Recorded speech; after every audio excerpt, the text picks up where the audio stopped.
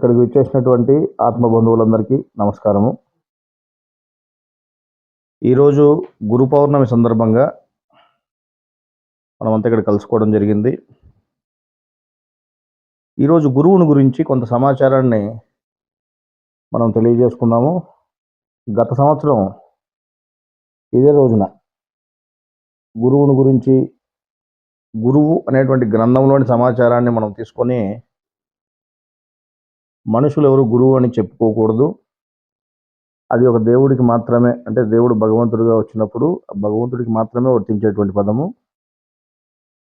గురువు అనేవాడు ఎప్పుడైనా భూమి మీద, ప్రపంచం మొత్తం మీద అయినా సరే ఎక్కడైనా ఒక్కడే ఉంటాడు. ఆ తర్వాత ఎవరైనా ఆయన చెప్పినటువంటి జ్ఞానాన్ని చెప్పుకోవాల్సిందే తప్పితే ఎవరు కూడా గురువు అని పిలిపించుకోవడానికి అర్హత ఉండదు. ఆ విధంగా పిలిపించుకున్నటువంటి వాళ్ళని, అంటే కొందరు మేము గురువులు అని చెప్పుకుంటున్నటువంటి వాళ్ళని కూడా మనం ఆ రోజున ఇది కరెక్ట్ పద్ధతి కాదు, పద్ధతి మార్చుకోమని మనం గ్రంథంలో ఉన్న విధానాన్ని చూపించి హెచ్చరించడం జరిగింది. ఈరోజు మనము కొంత సమాచారాన్ని గురువు గురించే చెప్పుకుందాం. ఎందుకంటే ఈరోజు గురు పౌర్ణమి కదా, కాబట్టి తప్పనిసరిగా మనం గురువు గురించే చెప్పుకోవాల్సిన అవసరం ఉంది. ఈరోజు కూడా గురువు గురించే చెప్పుకుందాం, సరేనా? మరి ఇందాక మీరు పూజ చేశారు. పూజ చేసినప్పుడు ఒక శ్లోకం చదివారు. ఏమది? శ్లోకం కంటే ముందేముంది? మొట్టమొదట ఓం, ఓం అనేది ఉంది. అర్థమైందా? ఓం గురు బ్రహ్మ గురు విష్ణు గురుదేవో మహేశ్వర గురు సాక్షాత్ పరబ్రహ్మ తస్మై శ్రీ గురవే నమః అని ఈ శ్లోకాన్ని మీరు చదవడం జరిగింది. సరే, మరి గురువు ఎవరు అని మనం గమనిస్తే, భగవంతుడు ఎవరు అని మనం ప్రశ్నించుకొని చూస్తే పరమాత్మే అని చెప్పడం జరుగుతూ ఉంది. మరి భగవంతుడు పరమాత్మే అయినప్పుడు గురు బ్రహ్మ గురు విష్ణు గురుదేవో మహేశ్వర, అంటే బ్రహ్మ విష్ణు ఈశ్వరులు అనేటువంటి వారిలో కూడా, అంటే వారు ధరించినటువంటి శరీరంలో కూడా గురువే ఉన్నాడు. అంటే గురువు ఏ విధంగా ఉన్నాడు? ఆత్మగా ఉన్నాడు అన్నప్పుడు ఇక్కడ గురువు అంటే ఆత్మను తీసుకోవాలనా పరమాత్మను తీసుకోవాలనా అనేటువంటి సంశయంతో చాలామంది గురువు అంటే పరమాత్మే అని లెక్కేసుకుని మేము పరమాత్మనే ఆరాధిస్తాము అనేటువంటి వాళ్ళు చాలామంది ఈరోజు మన జ్ఞానం దగ్గరే, ఈ త్రైత సిద్ధాంతం దగ్గరే మనం వినడం జరుగుతూ ఉంది. ప్రత్యేకించి ఒక వర్గమే మేము డైరెక్ట్గా పరమాత్మను తెలుసుకుంటాము, ఇన్ని రోజులు ఆయన గురువు ఆత్మను గురించి తెలియజేశారు, ఇప్పుడు అదే గురువు రహస్య గురువుగా మాలో ఉండి పరమాత్మను తెలియజేస్తాడు. రహస్య గురువు అంటే శుద్ధాత్మ, లేకపోతే ఇంకొక ఆయన ఎవరో 7వ కేంద్రంలో ఉన్నాడు, 7వ కేంద్రంలో ఇంకొక ఆయన ఉన్నాడు, ఆయనే రహస్య గురువు అని వీళ్ళు చెప్పుకుంటూ, ఆ రహస్య గురువు ఇప్పుడు కొత్త విధానాన్ని చెప్తాడు. ఇన్ని రోజులు మనం ఆత్మను గురించి తెలుసుకున్నాము, ఇప్పటి నుంచి పరమాత్మను గురించి తెలుసుకుందాము, ఇప్పటి నుంచి పరమాత్మనే పట్టుకుంటాము అనేటువంటి మాట చెప్పడము.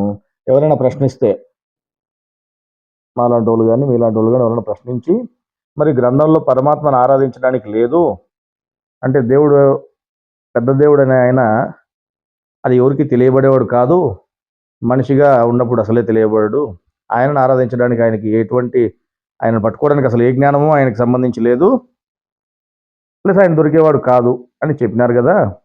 మరి ఏ విధంగా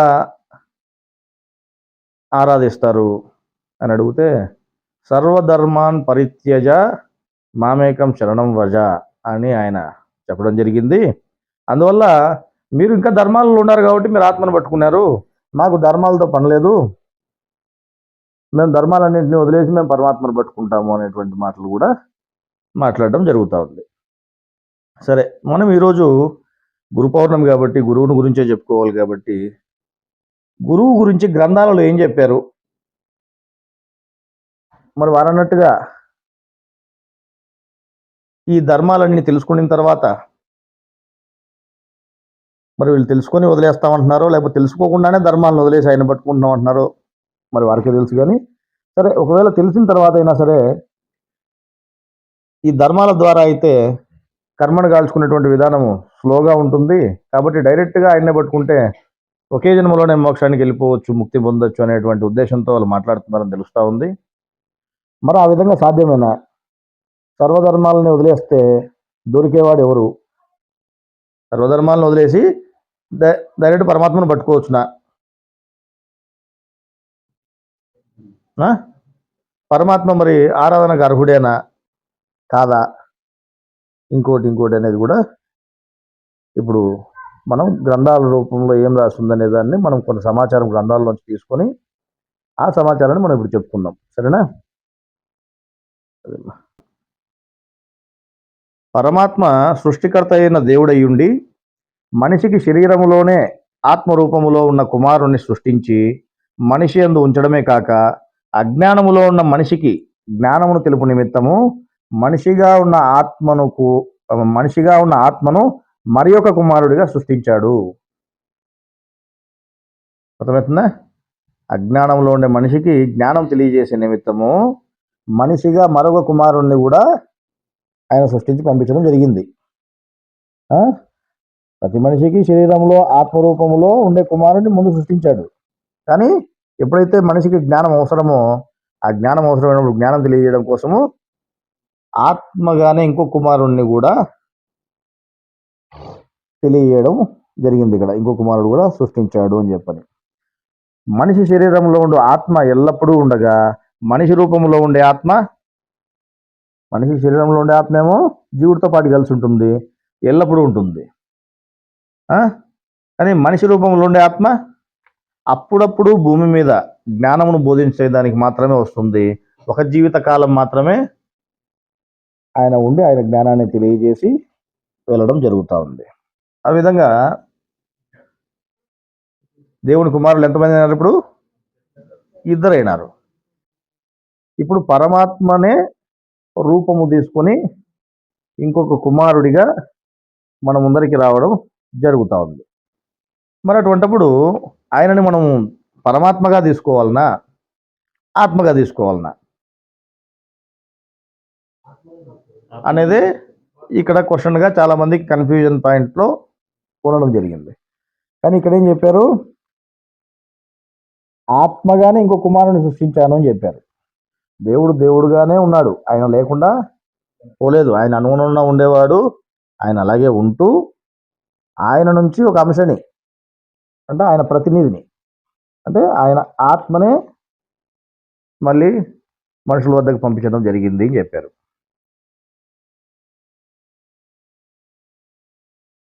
పరమాత్మ మీద శ్రద్ధ భక్తి కలవానికి శరీరంలో ఉన్న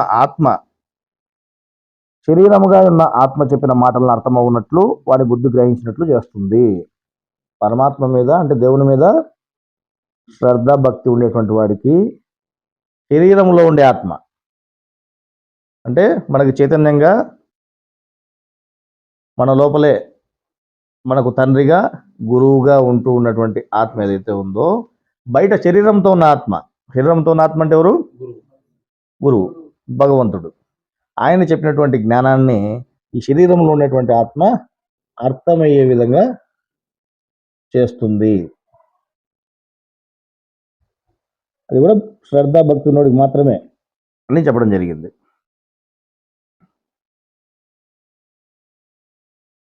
శరీరములో ఆత్మగా ఉన్న కుమారుణ్ణి శరీరముగా ప్రత్యేకమైన శరీరముగా వచ్చిన కుమారుణ్ణి అంటే రెండవ కుమారుణ్ణి తెలియకపోతే అంటే ఈ వ్యత్యాసాలు తెలియకపోతే ఏమవుతుంది? దేవుడైన పరమాత్మ యొక్క నిజ జ్ఞానం అర్థం కాదంట.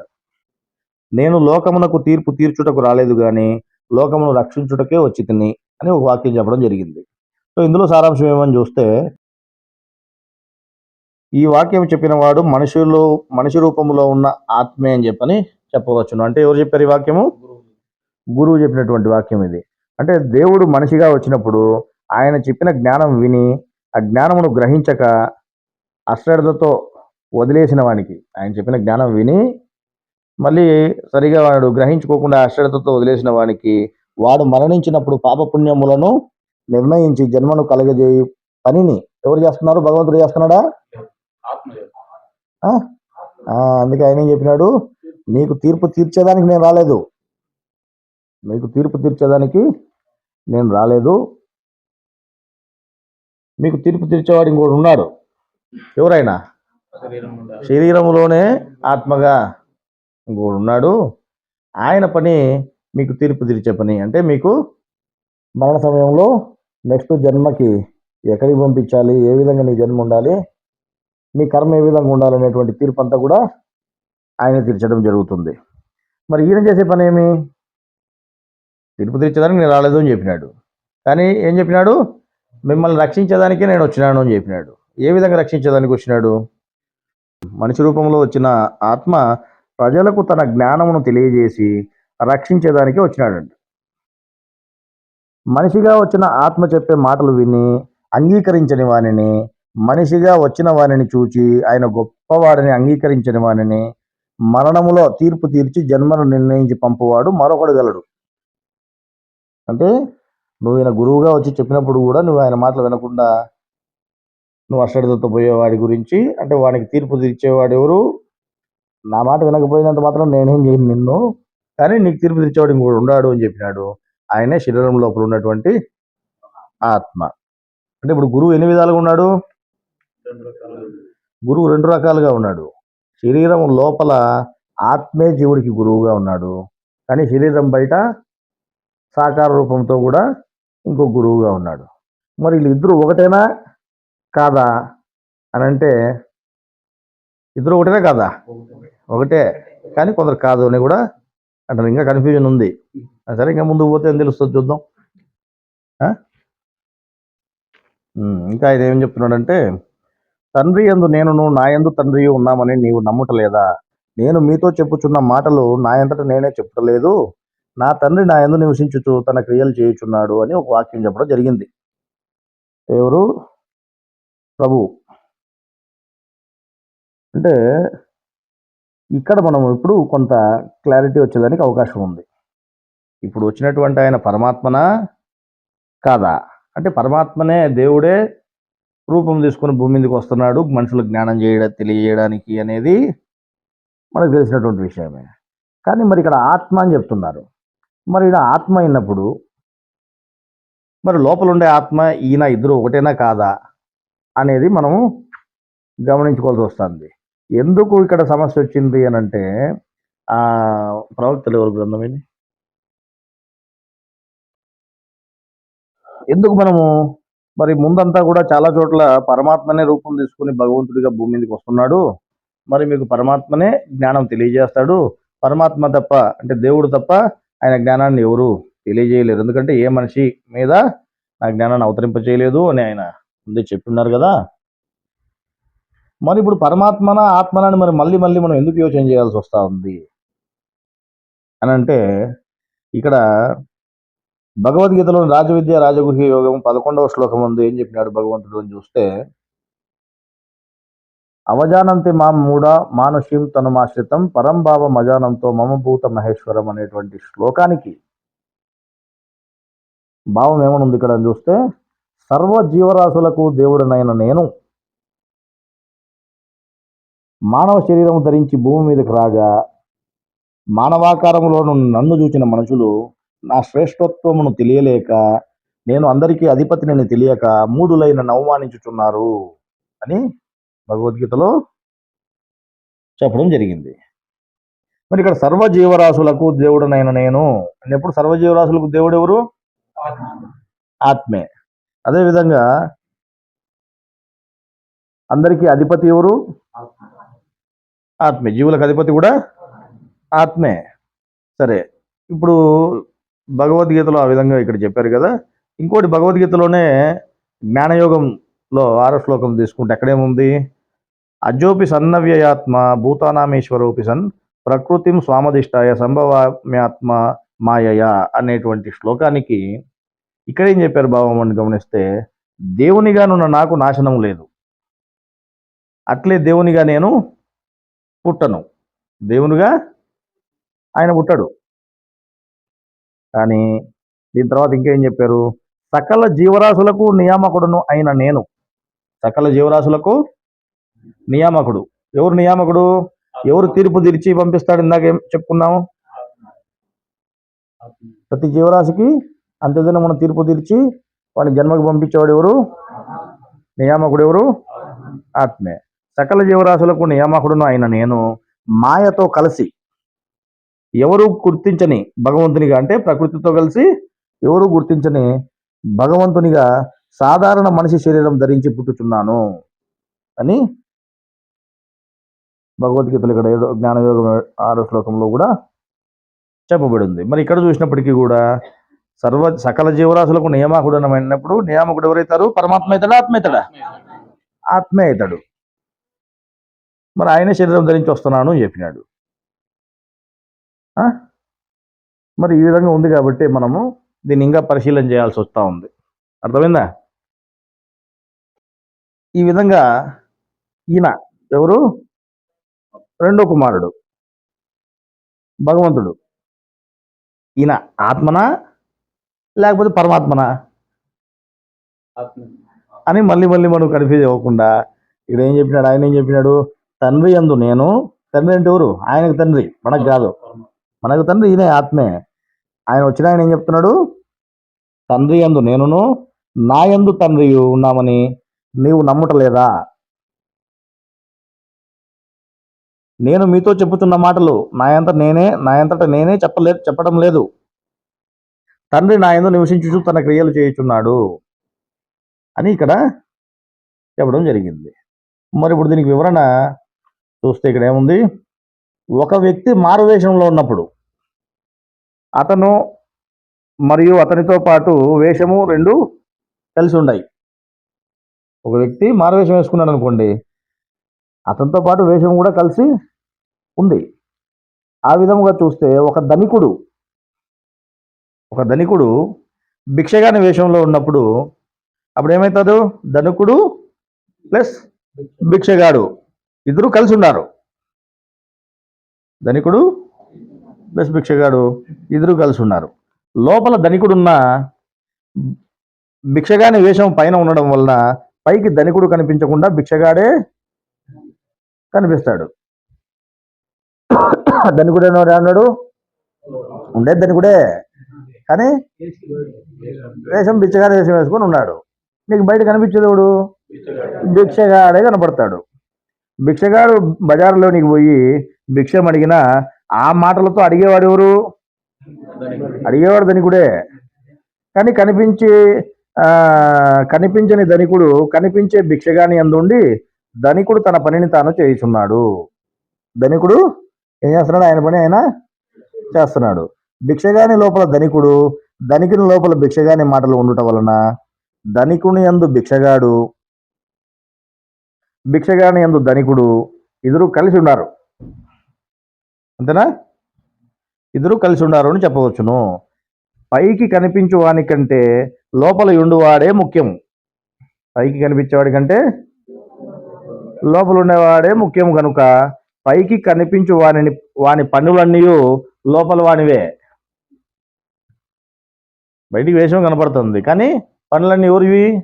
లోపల వానివే. అంటే ధనికునివే, అంటే పెద్ద దేవునివే అనుకో అని చెప్పవచ్చును.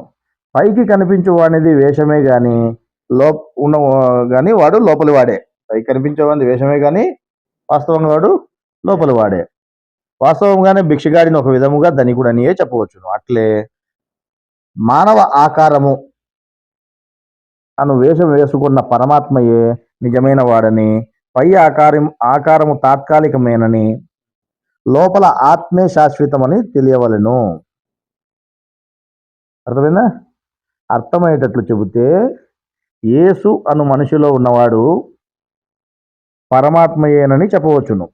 అందువలన ఆయన స్వయముగా నా యందు తండ్రియు తండ్రి యందు నేను కలిసి ఉన్నామని చెప్పాడు. ఆయనే మారువేషంలో అంటే ఆత్మగా ఉన్నాడు మన ముందర. ఆత్మనే వేషం వేసుకుని, అంటే శరీరం ధరించి ఆత్మనే వేషం వేసుకుని మన ముందర ఉన్నాడు అనేటువంటి విషయము మనం ఒప్పుకోవాల్సిందే. ఇప్పుడు ఆయన ఇంకో మాట ఏం చెప్పాడు? నేనే సత్యమును, నేనే మార్గమును, సత్యమును, జీవమును, నా ద్వారా తప్ప ఎవడును తండ్రి వద్దకు రాడు అన్నాడు. ఎవరన్నారు ఈ మాట? ప్రభు, భగవంతుడు. ఆయన తండ్రి ఎవరు? పరమాత్మ అని చెప్పుకుంటూ ఆయనలో ఉండేవాడు లోపల ధనికుడే. కానీ ఆయన ఏం చెప్తున్నాడు? నువ్వు ధనికుడి దగ్గర రావాలంటే, నువ్వు ధనికుడి దగ్గర పోవాలంటే నా ద్వారానే పోవాల్సిందే అంటున్నాడు. అర్థమైందా? ఉదాహరణగా చెప్పుకుంటే ధనికుడిని తెలిసేదానికి మార్గము భిక్షగాడే. ధనికుడిని తెలియాలంటే మార్గము భిక్షగాడే. భిక్షగాడిని పట్టుకోగలిగితే ధనికుడు తెలుస్తాడు. ధనికుడిని తెలియగలిగితే ధనికుని వద్ద ఉండే ధనం దొరుకుతుంది. ఏమిటి ధనము? మోక్షము. ఆయన దగ్గర ఉన్నది మోక్షము. జ్ఞానవంతుడు ఇంటి దగ్గరే ఉంటుంది. ఇది చెప్పాల్సిందే నీకు. ఆయన చెప్పినా ఆయన కూడా ఇది మాత్రం చెప్తాడు, ఈ లేచ వేసుకొని చెప్తాడు. అదే కదా చిత్తిపల్లిడా. దానికి వద్దంటే ధనము దొరుకును. అలాగే దేవుణ్ణి తెలియుటకు ఆధారము లేక మార్గము మనిషిగా వచ్చినవాడు. దేవుని తెలియాలంటే ఆధారము లేకపోతే మార్గము. లాస్ట్ టైం ఏం చదువుకున్నాం మనము? దేవుడే జ్ఞానముగా మారి ఉన్నాడు, ఆత్మే జ్ఞానంగా మారిందని చెప్పలే.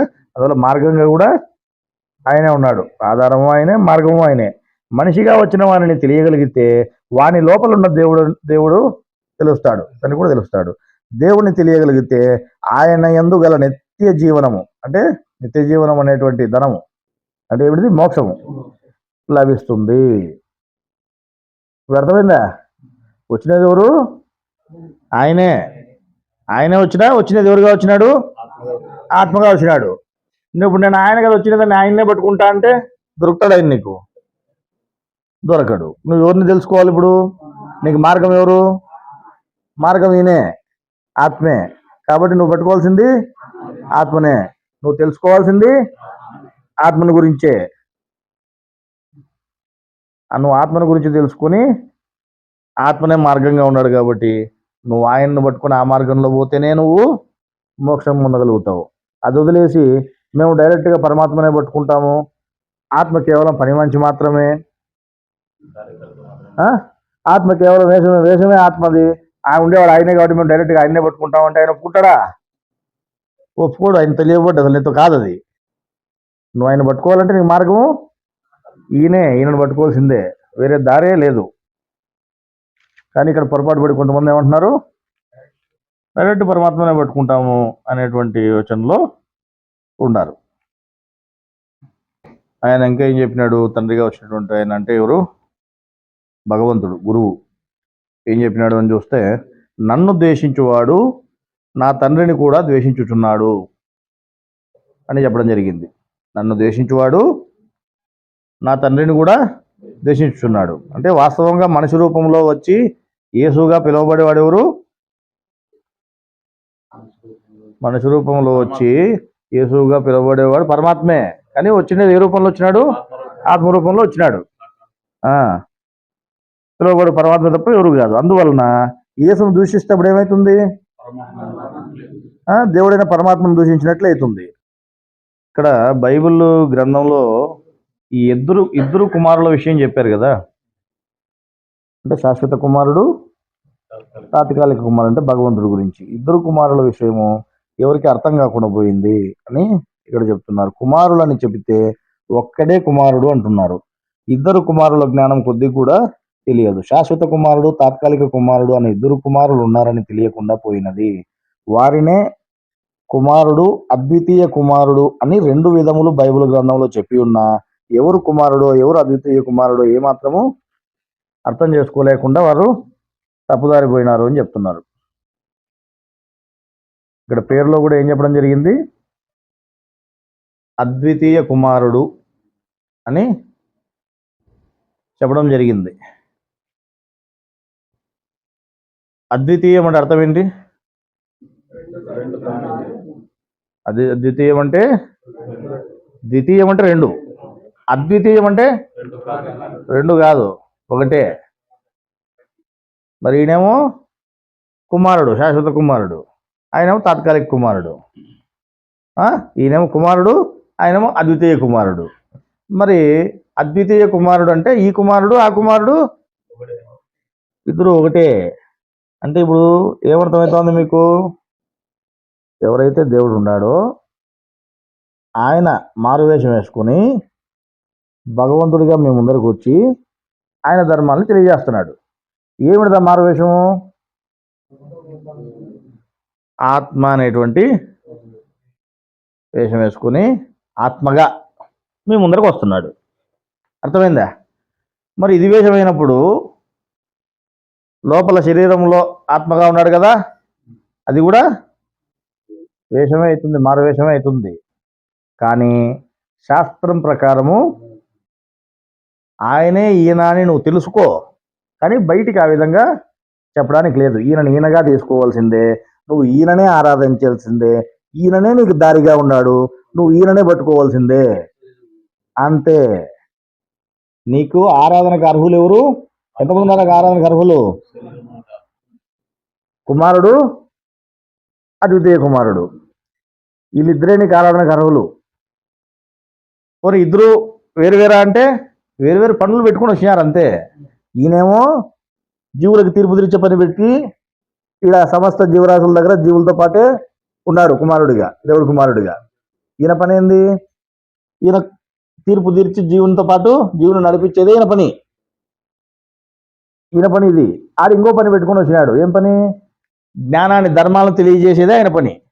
ఆ పని పెట్టుకుని వచ్చిన ఆయనేమో ఈ తీర్పు తీర్చే పని చేయడు, ఈ పని పెట్టుకుని వచ్చిన ఆయనేమో ఆ ధర్మాలను చెప్పడు.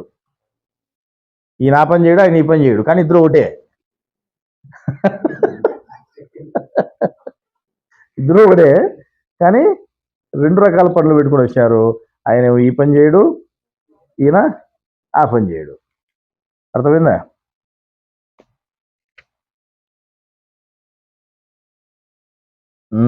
దైవ జ్ఞానం కొంత తెలిసిన వారు, దైవ గ్రంథములను చదివిన వారు, వారికి అర్థమైన దారిలో ఒకే దేవుణ్ణి ఆరాధించుతున్నా ఆరాధించవలసిన తండ్రి దేవుణ్ణి వదిలి ఆరాధించకూడని తాత దేవుణ్ణి ఆరాధిస్తున్నారు. ఆయన ఏం చెప్పినాడు?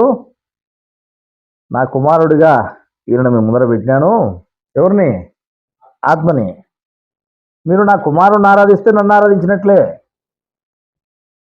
ఆయనే మీకు దారిగా ఉన్నాడు. మీరు ఆయన గురించే తెలుసుకోవాలా.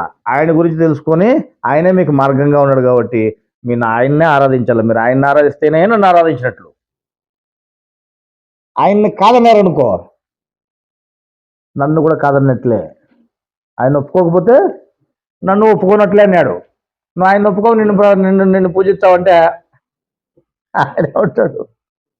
నా కుమారుణ్ణి గణపరిచితే నన్ను గణపరిచినట్లే. నా కుమారుణ్ణి ఎవరైతే గణపరచలేదో నన్ను కూడా గణపరచనట్లే అని చెప్పినాడు. వీళ్ళేమంటున్నారు? ఆత్మ కేవలం పని మంచి సార్, అసలైన ఆయన ఇంకొక ఆయన. ఆత్మ కేవలము పని మంచి సార్, అంత పరమాత్మదే కాబట్టి మేము డైరెక్ట్ పరమాత్మనే పట్టుకుంటాం. ఇప్పుడు ఈయనేమన్నాడు? ఆత్మ నువ్వేమంటే అవన్నీ నాకు వర్తించాయి. ఆత్మ నువ్వు ఏం మాట్లాడితే ఆ మాటలన్నీ నాకే వర్తించాయి, నువ్వు నన్నే అన్నట్టు అని చెప్పినాడు లేదా? నువ్వు ఆత్మని గణపరిస్తే అప్పుడు నన్ను గణపరిచినట్టు అవుతుంది. లేదు నువ్వు ఆత్మని పని మనిషి అన్నావు అనుకో, అంటే నువ్వు పెద్ద అయినా నువ్వు పని మనిషి అన్నట్టు లెక్క. అవునా కదా? మరి వీళ్ళు ఎంత మూర్ఖంగా పోతున్నారు చూడండి. అది కరెక్టేనా భావము? కరెక్ట్ కాదు. అందువల్ల ఒకవేళ ఈ వీడియో వారు కూడా రేపొద్దున యూట్యూబ్లో వస్తుంది కాబట్టి చూడొచ్చు. చూసినప్పుడు మీ విధానాన్ని సరి చేసుకోవాలని కోరుతున్నాము. దేవుడి దారిలో చాలా జాగ్రత్తగా ఉండాలి, లేదంటే క్షమించరాని పాపం అనేది ఇక్కడ వస్తుంది అనేటువంటిది గుర్తు చేస్తున్నాం మరొకసారి. ఎందుకంటే బయట ఏమున్నాయి? దేవుడి ధర్మాలు 3 ధర్మాలు ఉన్నాయి. కర్మయోగము, బ్రహ్మయోగము, భక్తి యోగం అనేటువంటి 3 ధర్మాలు ఉంటే అధర్మాలుగా కూడా బయట ఉన్నాయి. కానీ అక్కడ ఉన్నటువంటి అధర్మాల వల్ల ఏమైతా ఉంది? వేదాధ్యయనము, దానము, తపస్సు, యజ్ఞములు, ఇవన్నిటి వల్ల నేను తెలియబడను అని భగవద్గీతలో ఆయన చెప్పడం జరిగింది. కానీ ఎక్కువ మంది దానినే ఆశ్రయించి వాటినే చేస్తున్నటువంటి పరిస్థితి ఉంది. కానీ అవి అధర్మములు అని ఆయన చెప్పడం జరిగింది. కానీ ఈ కర్మయోగము, బ్రహ్మయోగం, భక్తి యోగం అనేటువంటి ఏవైతే ఈ మార్గాలు ఉన్నాయో ఈ భగవద్గీత ద్వారా ఈ మార్గాలను తెలుసుకొని మీరు ఈ మార్గాల ద్వారానే మీరు యోగం ఆచరించి కర్మలను పోగొట్టుకుని ముక్తి పొందాలి అని ఆయన చెప్పడం జరిగింది.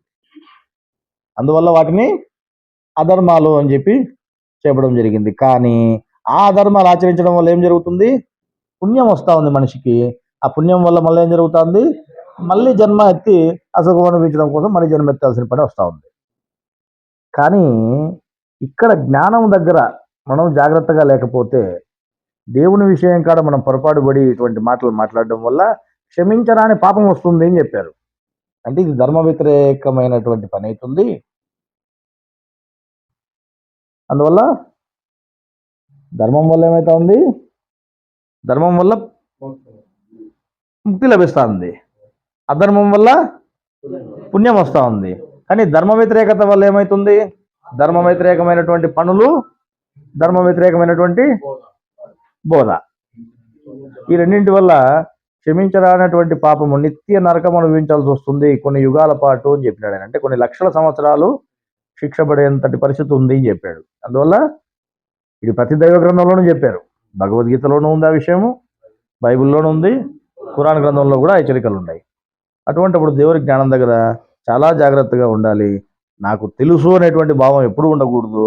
మనం తెలుసుకోవాలి అనేటువంటి భావమే మనలో ఉండాలి. మనం విద్యార్థులుగానే మనం ఉండి తెలుసుకోవడానికి ప్రయత్నం చేయాలి. లేకపోతే ఏమవుతుంది? నాకు తెలుసు ఆయన పరమాత్మ, డైరెక్ట్ ఆ పరమాత్మనే పట్టుకుంటాం, ఈయన పని మనిషి అన్నట్టు ఉంటుంది. అర్థమైందా? ఎంత తప్పు మాట అది. అందువల్ల తండ్రి దేవుణ్ణి వదిలి ఆరాధించకూడని తాత దేవుణ్ణి ఆరాధిస్తున్నారు కొంతమంది. అది కరెక్ట్ పద్ధతి కాదని ఆయన కూడా చెప్పడం జరుగుతుంది. వారికి ఎందుకు ఆ విధంగా చేస్తున్నారంటే వారికి సత్య సమేతమైన జ్ఞానము అర్థము కాకపోవడమే కాక తమకు ఎవరైనా సత్యము చెప్పినారనుకో, సత్యం చెప్పిన వారి మీదకి ఎదురు తిరిగి నీవు చెప్పింది జ్ఞానమే కాదు అని చెప్పని అంటున్నారంట అటువంటి వాళ్ళు.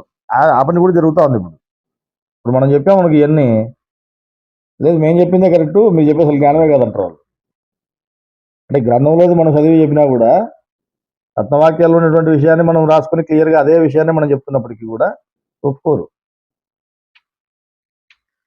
బైబిల్ గ్రంథంలో ఉన్న మనిషి కుమారుడు, దేవుడు కుమారుడు అనే ఇద్దరు కుమారుడు గలరని, వారిని వదిలి తాత స్థానంలో ఉన్న పరమాత్మను ప్రార్థించకూడదు అంటే ఆరాధించకూడదు అని చెబితే ఇన్ని రోజులు పరమాత్మనే ఆరాధిస్తున్నాం అని చెప్పే వాళ్ళకి అది అర్థం కాకుండానే ఉంటుంది అని చెప్పని ఇక్కడ ఆయన చెప్పడం జరిగింది.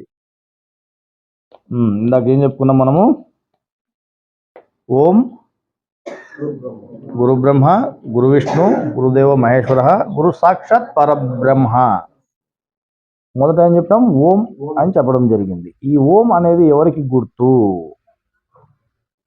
ఓం అనేది ఆత్మకు గుర్తు. మొట్టమొదటి తెలుగు భాష తయారు చేసినప్పుడు ఈ ఆత్మకు గుర్తుగా, అంటే ఈ జీవరాశులను సృష్టించినటువంటి తండ్రిగా, జీవరాశులకు తండ్రిగా, ఆత్మకు గుర్తుగా అంటే దేవునికి గుర్తుగా ఓం అనేటువంటి అక్షరాన్ని మొట్టమొదటి ఏర్పాటు చేయడం జరిగింది. ఏది? తెలుగు భాష ప్రారంభమైనప్పుడు. అట్లాగే ఈ పంచభూతాలు ఉన్నాయి కదా, ఆకాశము, గాలి, అగ్ని, నీరు, భూమి అనేటువంటి ఈ పంచభూతాలకి నా మా శి వా యా, ఓం నమ శివాయ అనేటువంటి పంచాక్షరి మంత్రంగా, అంటే పంచాక్షరిగా దాన్ని చెప్పడం జరిగింది. అంటే ఓం అనేది ఈ పంచభూతాలకన్నిటికీ పెద్ద అనేటువంటి గుర్తుతో ఆయన రెండు అక్షరాలుగా ఆయన పెట్టి ఓం అనేటువంటి గుర్తుగా పెట్టి మిగిలిన ఈ 5 పంచభూతాలకి 5 అక్షరాలని చేయడం జరిగింది. ఈ మొత్తాన్ని కలిపి ఏం చెప్పారు? ఓం నమ శివాయ అన్నారు. ఈ నమ శివాయ అనేది పంచాక్షరి. అక్షరి అంటే ఏమని? అంటే ఈ పంచభూతాలతో నాశనము కానటువంటి వాడు ఎవరు? ఆత్మ, ఓం. మరి ఇక్కడ ఏం చెప్పుకున్నాం? ఓం గురు బ్రహ్మ గురు విష్ణు గురుదేవో మహేశ్వర, అంటే బ్రహ్మ విష్ణు ఈశ్వరులు కూడా శరీరము ధరించి భూమి మీదనే మనుషుల రూపంలోనే ఉన్నారు. వారు జ్ఞానములో వారు ఉన్నటువంటి స్థాయిని బట్టి, మోక్షం వెళ్ళేటువంటి మార్గములో వారు ఉన్నటువంటి స్థాయిని బట్టి వారికి ఆ బిడుదలు వర్తిస్తాయి అని చెప్పినటువంటి దాని ప్రకారము వారిలో కూడా ఆత్మగా ఎవరున్నారు? ఓం అంటే ఆత్మే వారిలో కూడా గురువుగా కూడా ఉన్నాడు. ఆయనే ఎవరైతే ఆత్మగా వీరిలో కూడా ఉన్నాడో, ఈ ఓముగా కూడా ఉన్నాడో, ఆయనే సాక్షాత్తు ఎవరు? పరబ్రహ్మ. ఆయనే పరమాత్మే ఆత్మగా ఉన్నాడు. ఈయనే పరమాత్మగా కూడా లేడు, పరమాత్మే ఆత్మగా కూడా ఉన్నాడు. అంటే ఓముగా కూడా ఉన్నాడు. సకల శరీరాల్లో ఆత్మగా కూడా ఆయనే ఉన్నాడు. అర్థమైందా? ఆత్మ సర్వజీవరాశులకు దేవుడిగా ఉంది. జీవరాశులకు సృష్టికర్త అయిన వాడు ఆత్మే కావున జీవరాశులకు సృష్టికర్త ఎవరు? ఆత్మ. ప్రకృతిని ఆత్మను సృష్టించిన సృష్టికర్త ఎవరు? పరమాత్మ. అర్థమైందా మీకు క్లారిటీగా? కానీ ఆయన ఇప్పుడు ఏం పని చేస్తున్నాడా? అప్పుడు చేసినాడు. ఎప్పుడు? సృష్టి మొదలు పెట్టినప్పుడు. సృష్టి తయారైన తర్వాత ఏం చేయలేదు. అప్పుడు పని ఉంది, ఇప్పుడు పని లేదు. ఇప్పుడు పని లేనటువంటి వాడు. ఇప్పుడు పని చేసేవాడు ఎవరు? ఈయనే. జీవరాశులకు సృష్టికర్త అయిన వాడు ఆత్మే కావున ఆత్మ అందరికీ దేవుడుగా ఉన్నాడు. ఆత్మగా ఉండి నిన్ను పుట్టించువానిని, పోషించువానిని, మరణింపజేయువానిని దేవునిగా అందరూ ఆరాధించవలెను. ఎవరిని ఆరాధించాలా? మనల్ని ఎవరైతే పుట్టిస్తున్నారో, పోషింపజేస్తున్నారో, మళ్ళీ మరణింపజేస్తున్నారో ఈ ఆత్మనే మనము దేవునిగా ఆరాధించాలా. అతను ఒక్కడే మనుషులకు ఆరాధ్య దైవము. అతను ఒక్కడే మనుషులకు ఆరాధ్య దైవము. మరి మేము పరమాత్మను ఆరాధిస్తాము అంటే ఏమవుతుంది? ధర్మ విరుద్ధమైన మాట అవుతుంది, ధర్మ వ్యతిరేకమైన బోధ అవుతుంది. అర్థమవుతుందా? అందువలన వేరే దేవుణ్ణి ఆరాధించకూడదని ఖురాన్ గ్రంథంలో కూడా చెప్పారంట. పరమాత్మకు ఆత్మ కుమారుడిగా ఉన్నాడు. కుమారుడైన ఆత్మ సర్వజీవరాశుల్ని సృష్టిస్తూ, మరణింపజేస్తూ, తీర్పు తీర్చి మరజన్మకు పంపుతున్నాడు. కాబట్టి అటువంటి ఆత్మనే మనుషులు ఆరాధించవలనని పరమాత్మ అయిన దేవుడే చెప్తున్నాడు. ఇప్పుడు ఇందాక మన సునీల్ రెడ్డి అడుగుతున్నాడు కదా, మనకి ఎవరు సృష్టికర్త, ఎవరిని మనం ముఖ్యంగా పెట్టుకోవాలి? ఇంత ఈయననే ఆయన్నే మనం ముఖ్యంగా పెట్టుకోవాల్సింది ఎవరిని? ఆత్మనే పరమాత్మనే? ఆయన పెద్ద దేవుడు, ఆయనేమో పెద్ద దేవుడు, ఆత్మనే సృష్టించిన ఆయన. అంటే తాత అయినటువంటి దేవుడు మనకి, ఈయన తండ్రి అయినటువంటి దేవుడు అనుకో. మనకి ఎవరు గొప్ప, ఎవరిని మనం ముఖ్యంగా పెట్టుకోవాలా అంటే సరే ఇక్కడ ఏం చెప్పినారో చూద్దాం. ఆత్మ పరమాత్మలలో మనుషులకు ఆత్మయే ముఖ్యము. ఎవరు ముఖ్యము? ఆత్మే ముఖ్యము. ఆత్మ కేవలం పని మంచి అంతా ఆయనదే కాబట్టి మేము ఆయన పరమాత్మే మాకు ముఖ్యం, పరమాత్మను పట్టుకుంటామంటే నువ్వు పప్పులో కాలేసినట్టే. మాయ ఏం చేస్తుందని చెప్పినారు? ఊహించని రీతిలో మిమ్మల్ని మోసం చేస్తుంది అని చెప్పినారు. ఆ విధంగా ఆల్రెడీ మిమ్మల్ని ఊహించని రీతిలో మోసం చేసింది కాబట్టి మేము పరమాత్మను పట్టుకుంటాం అంటున్నారు. అర్థమైందా? ఆయన ఏం చెప్పినాడు? ఆత్మ పరమాత్మలలో మనుషులకు ఆత్మే ముఖ్యము అని చెప్పినాడు. ఆత్మ మనుషులను పుట్టించి, పోషించి, మరణింపజేయుచున్నది. తర్వాత జీవునకు కొత్త జన్మను కూడా ఆత్మ కలిగిస్తూ ఉంది. తిరిగి ప్రపంచంలో మనగడ సాగించేటట్లు కూడా ఆత్మ చేస్తూ ఉంది. అందువలన అన్ని విధముల పరమాత్మ కంటే ఆత్మయే మనకు గొప్ప. అన్ని విధముల ఆత్మయే మనకు గొప్ప. దాని వలన ఆత్మనే ఆరాధించవలనని 3 దైవ గ్రంథములలో చెప్పారు. ఆయన పదే పదే ఏం చెప్తున్నాడు? మీరు ఆరాధించవలసింది నన్ను కాదు, ఆత్మనే అని చెప్పి చెబుతున్నాడు. కానీ ఈయన ఒకడు ఉన్నాడు పెద్ద ఆయన అనేది నువ్వు తెలుసుకొని ఉండాలా. ఆయన సాక్షిగా ఉన్నాడు, ప్రతిదీ ఆయనకు తెలుసు అనేటువంటిది నువ్వు గమనిస్తూ నువ్వు గుర్తుపెట్టుకుని ఉండి ఆయన పట్ల భయం కలిగి ఉండాలా. అర్థమైందా?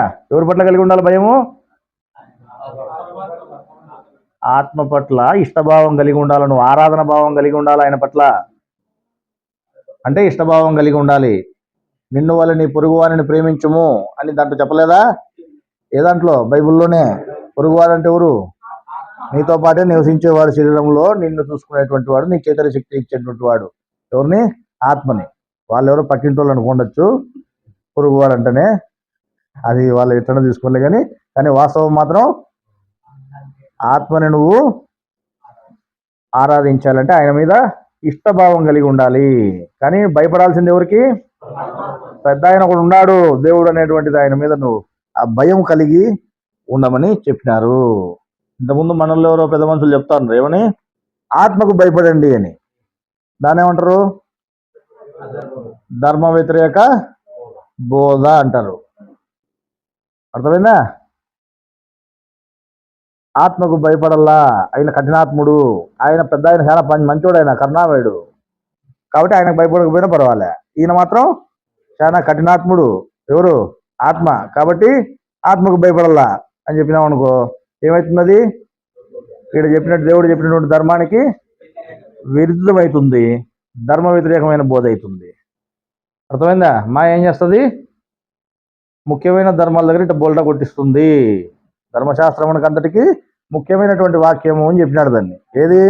ఆత్మను ఇష్టభావం కలిగి ఉండు, నువ్వు ఆత్మ మీద ఆత్మనే ఆరాధించు, నా పట్ల నువ్వు భయం కలిగి ఉండు అనేటువంటి మాట ధర్మశాస్త్రం అంతటికి ముఖ్యమైనటువంటి వాక్యాలు అని చెప్పిన ఆయన చెప్తే, ఆడనే మీరు మోసం పోయి మాయలో పడి ఏం చేస్తున్నారు? ఆత్మకే భయపడండి అని చెప్తున్నారు రివర్స్లో. అట్లా ఉంది పరిస్థితి.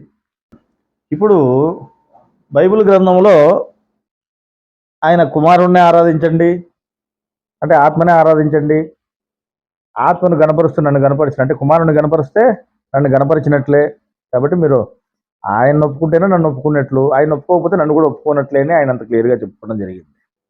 ఇక్కడ ఖురాన్ గ్రంథంలో 3వ సూర 18వ ఆయత్తులో ఏం చెప్పారని చూస్తే, అల్లా తప్ప మరో ఆరాధ్య దైవము లేడని, అల్లా తప్ప మరో ఆరాధ్య దైవము లేడని స్వయముగా అల్లా, ఆయన దూతలు, జ్ఞాన సంపన్నులు సాక్ష్యమిస్తున్నారు. ఎవరు చెప్తున్నారు? అల్లా తప్ప ఇంకో ఆరాధ్య దైవం మీకు లేడు అని ఎవరు చెప్తున్నారు? అల్లానే చెప్తున్నాడు. ఏ అల్లా చెప్తున్నాడు? దేవుడు. దేవుడు ఎట్లున్నాడు? ఆత్మగానే ఉన్నాడు, పెద్ద ఆయన పరమాత్మ కూడా ఉన్నాడు. అదే విధానం అక్కడ కూడా ఏం చెప్పినారు? కాకపోతే ఇద్దరిని దేవుడనే అన్నారట, అల్లా అనే అన్నారు. ఇక్కడ ఎట్లయితే దేవుడు అన్నారో అక్కడ అల్లానే అన్నారు. కాబట్టి ఇక్కడ ఏం చెప్పారు? అల్లా తప్ప మరో ఆరాధ్య దైవం లేడని స్వయముగా అల్లా, ఆయన దూతలు, జ్ఞాన సంపన్నులు సాక్ష్యమిస్తున్నారు. ఆయన సమత్వము సమతూకముతో ఈ విశ్వాన్ని నిలిపి ఉంచాడు. ఎవరు? ఆత్మ విశ్వాన్ని సమత్వంతో సమతూకంతో నిలిపి ఉంచాడు. సర్వాధిక్యుడు వివేచనాశాలి, సర్వాధిక్యుడు వివేచనాశాలి అయిన ఆయన తప్ప మరొకరు ఎవరు ఆరాధనకు అర్హులు కారు అని పురాణ గ్రంథంలో వాక్యం చెప్పబడి ఉంది. సరే, దీనికి వివరణ ఏం చెప్పారు అని చూస్తే, ఎవరిని చెప్తున్నారు అర్హుడని అనేటువంటిది మనం గమనిస్తే, అల్లా అతని దూతలు అని వాక్యంలో చెప్పారు కాబట్టి ఇక్కడ మనకు సులభంగా అర్థమైపోతా ఉంది అని రాశారు. దేవదూతలు ఎవరికి ఉన్నారు? దూతలు శరీరంలోని ఆత్మకున్నారా? లేరు. పెద్ద దేవునికి ఉన్నారు, అంటే పరమాత్మ అయినటువంటి దేవునికి ఉన్నారు. దేవదూతలు శరీరంలోని దేవునికి అంటే ఆత్మకు లేరు. దేవదూతలు మొదటి దేవునైన వానికి, ప్రపంచమంతా వ్యాపించి ఉన్న వానికి మాత్రమే ఉన్నారు. అందువలన మొదటి దేవుడైన పరమాత్మ తాను సృష్టించిన ఆత్మను ఆరాధనకి అర్హుడని చెబుతున్నాడు. ఇక్కడ కూడా ఏం చెప్పారు? ఆత్మనే ఆరాధనకు అర్హుడు, ఆయన్నే మీరు ఆరాధించండి అని చెప్పని ఖురాన్ గ్రంథంలో కూడా వివరించడం జరిగింది. మొదటి దేవుడైన పరమాత్మ జీవరాశి లేని విశ్వాన్ని సృష్టించాడు. విశ్వం అంటే ఏమొస్తుంది? అందులో ప్రపంచము అంటే ప్రకృతి, ఆత్మ. జీవరాశి లేని విశ్వం సృష్టించగా, సృష్టించబడిన రెండవ దేవుడైన ఆత్మ ప్రకృతిని ఉపయోగించుకొని సమస్త జీవరాశులను తయారు చేశాడు. ఈ విధముగా ఇద్దరు సృష్టికర్తలు ఉన్నారని చెప్పవచ్చును. సునీలు, సృష్టికర్తలు ఎంతమంది అయినారు? ఇప్పుడు ఇద్దరు అయినారు. సృష్టిని సృష్టించినటువంటి వాడు, జీవరాశులను సృష్టించినటువంటి వాడు. సజీవమైన మనుషులను తయారు చేసిన వాడే మనకు ఆరాధ్య దైవం అని, మొదటి దేవుడైన పరమాత్మను ఎవరు ఆరాధించకూడదని. అర్థమవుతుందా? మొదటి దేవుడైనటువంటి పరమాత్మను ఎవరు ఆరాధించకూడదని స్వయముగా పెద్ద అల్లా అంటే ఎవరు? పరమాత్మే చెప్పిన విషయము 3వ ఆయతు 18వ సూరాలో, అది 3వ సూర 18వ ఆయతులో ఉంది. ఎవరు చెప్తున్నారు అన్నమాట? పరమాత్మే చెప్తున్నాడు. ఏమని? మీరు ఆరాధించవలసింది పరమాత్మను కాదు, పరమాత్మని మీరు ఆరాధించకూడదు. ఎవరిని ఆరాధించాలి మరి?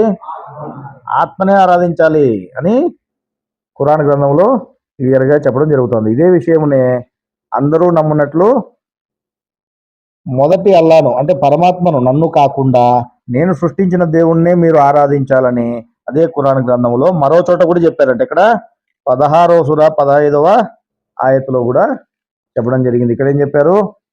అల్లా ఇలా సెలవిచ్చాడు, ఇద్దరు ఆరాధ్య దైవములను కల్పించుకోకండి. అర్థమవుతుందా? ఇద్దరు ఆరాధ్య దైవములను కల్పించుకోకండి. ఆరాధ్య దైవము ఆయన ఒక్కడే. ఆరాధ్య దైవము ఆయన ఒక్కడే.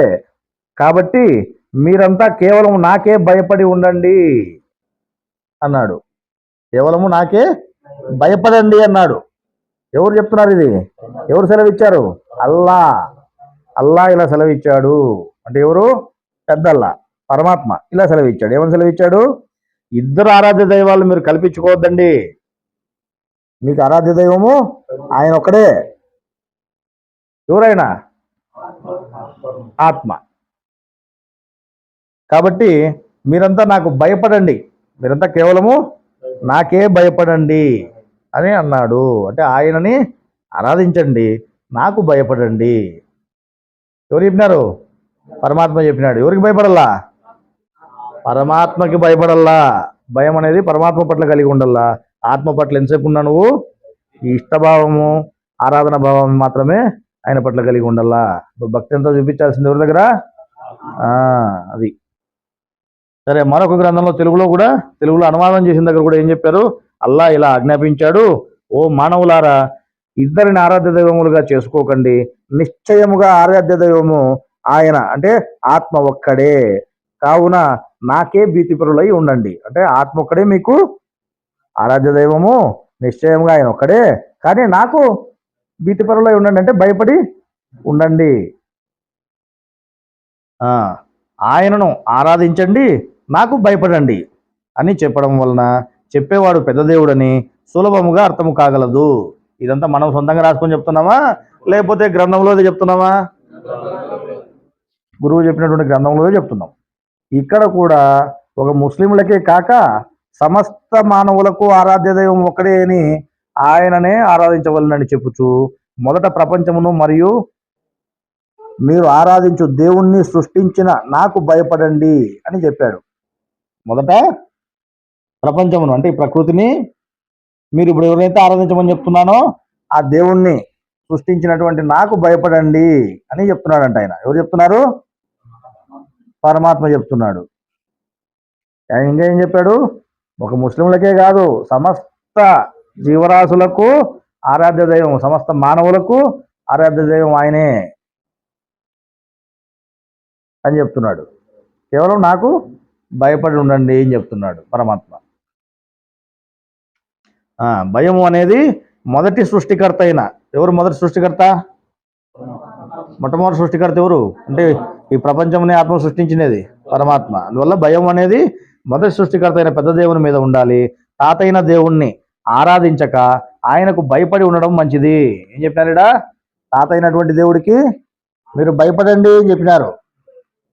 తాతైన దేవుడు కరుణామయుడు కాబట్టి మీరు ఆయన భయపడకపోయినా పర్వాలేదు, తండ్రి అయిన దేవునికి భయపడాలా అని చెప్పలే. అట్లా చెప్తే ఏమవుతుంది? అది ధర్మ విరుద్ధం అవుతుంది. ఆ విధంగా కూడా కొంతమంది బోధ చేశారు, ధర్మ విరుద్ధమైన బోధ. కానీ దానికి శిక్ష అనేది తప్పదు. అర్థమైందా? భయం అనేది మొదటి సృష్టికర్త అయిన పెద్ద దేవుని మీద ఉండాలి. తాతైన దేవుణ్ణి ఆరాధించక ఆయనకి భయపడి ఉండడం మంచిది.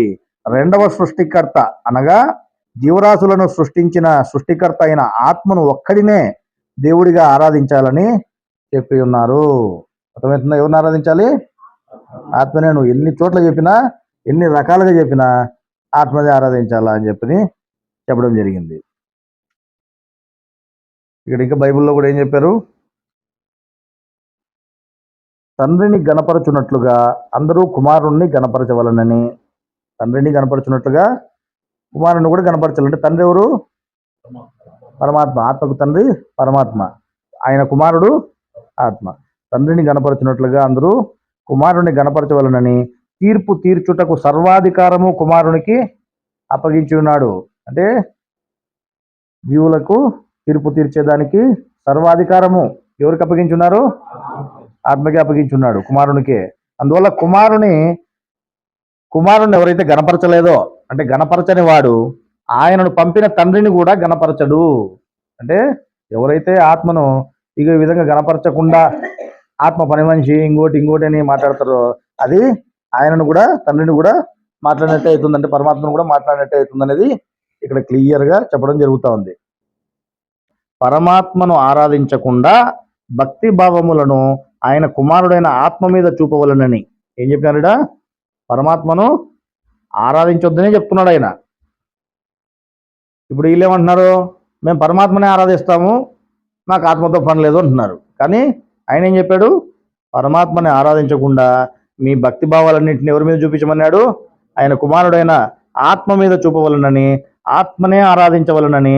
అట్లు కుమారుడైన ఆత్మను ఆరాధిస్తే సృష్టికర్త అయిన పరమాత్మను ఆరాధించినట్లే అని, కుమారుడైన ఆత్మను ఆరాధించకపోతే పరమాత్మను ఆరాధించనట్లే అని కూడా చెప్పారు. ఇప్పుడు చెప్పండి, ఏం చెప్పారుడా? నా కుమారుడైనటువంటి ఆత్మను ఆరాధిస్తే పరమాత్మను ఆరాధించినట్లే, కానీ నువ్వు ఆత్మను ఆరాధించకపోతే నన్ను కూడా ఆరాధించినట్లే నువ్వు లెక్క. పరమాత్మను కూడా నువ్వు ఆరాధించినట్లే. నాకు ఈయనతో పని లేదు, నేను డైరెక్ట్గా ఆయన్ని పట్టుకుంటా అంటే ఆయన ఒప్పుకోడు. నువ్వు ఈయనను ఆరాధిస్తేనే నన్ను ఆరాధించినట్టు. నువ్వు ఆత్మని ఒప్పుకోలేదనుకో, ఆత్మని ఇష్టపడలేదనుకో, లేదా ఆత్మని ఆరాధించలేదనుకో, నన్ను ఆరాధించనట్లే. మీరు ఎన్నెన్న కథలు చెప్పుకోండి, నా గ్రంథాధారంతో చెప్తున్నాం. 6 రాసి ఉంది, 7 రాసి ఉంది కాబట్టి మేము పరమాత్మను పట్టుకుంటాం, ఇప్పటి నుంచి పరమాత్మను తెలుసుకుంటాం. మీరు ఎన్ని కథలు పడినా ఆయన ఏం చెప్పినాడు? మీరు ఆయనని ఆరాధిస్తేనే నన్ను ఆరాధించినట్టు, లేదంటే నన్ను ఆరాధించినట్లు కాదు. ఎందుకంటే గ్రంథంలోని జ్ఞానమునే మీకు తప్పుగా అర్థమయ్యేటట్టుగా చేసి మిమ్మల్ని తప్పుదారి పట్టిస్తానని కూడా దేవుడు హెచ్చరిక చేయడం జరిగింది. మీలో శ్రద్ధలోపం ఉంటే. అర్థమైందా? మరి ఆ విధంగా మేము పరమాత్మనే ఆరాధిస్తాము అని అంటున్నారంటే మిమ్మల్ని ఆల్రెడీ తప్పుదారి పట్టించినాడు, అదే గ్రంథాధారంతోనే మిమ్మల్ని తప్పుదారి పట్టించినాడు అని చెప్పని క్లియర్గా అర్థమవుతా ఉంది. అందువల్ల మీరు పరమాత్మను ఆరాధించకుండా ఆరాధించాల్సిన ఎవరిని? ఆత్మను ఆరాధిస్తే అప్పుడు మీరు పరమాత్మను ఆరాధించినట్లయితుంది. అట్లా కాదని మీరు ఆత్మను ఒప్పుకోకపోతే, ఆత్మను ఆరాధించకపోతే పరమాత్మను కూడా ఆరాధించనట్లే అని చెప్పారు. దీని సారాంశమును చూస్తే, మీరు నన్ను ఆరాధించకూడదు, నా కుమారుణ్ణి ఆరాధించమని ఖురాన్లో చెప్పడము జరిగింది. దీని సారాంశం అంతా ఏం చెప్పారైనా? మీరు నన్ను ఆరాధించకూడదు, మీరు ఆరాధించాల్సిన ఎవరిని? నా కుమారుణ్ణే మీరు ఆరాధించమని ఖురాన్లో చెప్పున్నారు. నా కుమారుణ్ణి ఆరాధిస్తే నన్ను ఆరాధించినట్లే అని, నా మాట ప్రకారము నా కుమారుణ్ణి ఆరాధించకపోతే నన్ను ఆరాధించినట్లే అని ఆయన చెప్పడం జరిగింది. ఇంకా ఏం చెప్పారు ఇక్కడ? పరమాత్మకు భయపడి ఆయన మాట ప్రకారం, అంటే ఆయన చెప్పినటువంటి మాట ప్రకారము ఆత్మను ఆరాధిస్తే మోక్షము కలుగునని చెప్పడం జరిగింది. నీకు మోక్షం కావాలంటే ఏం చేయాలి? నువ్వు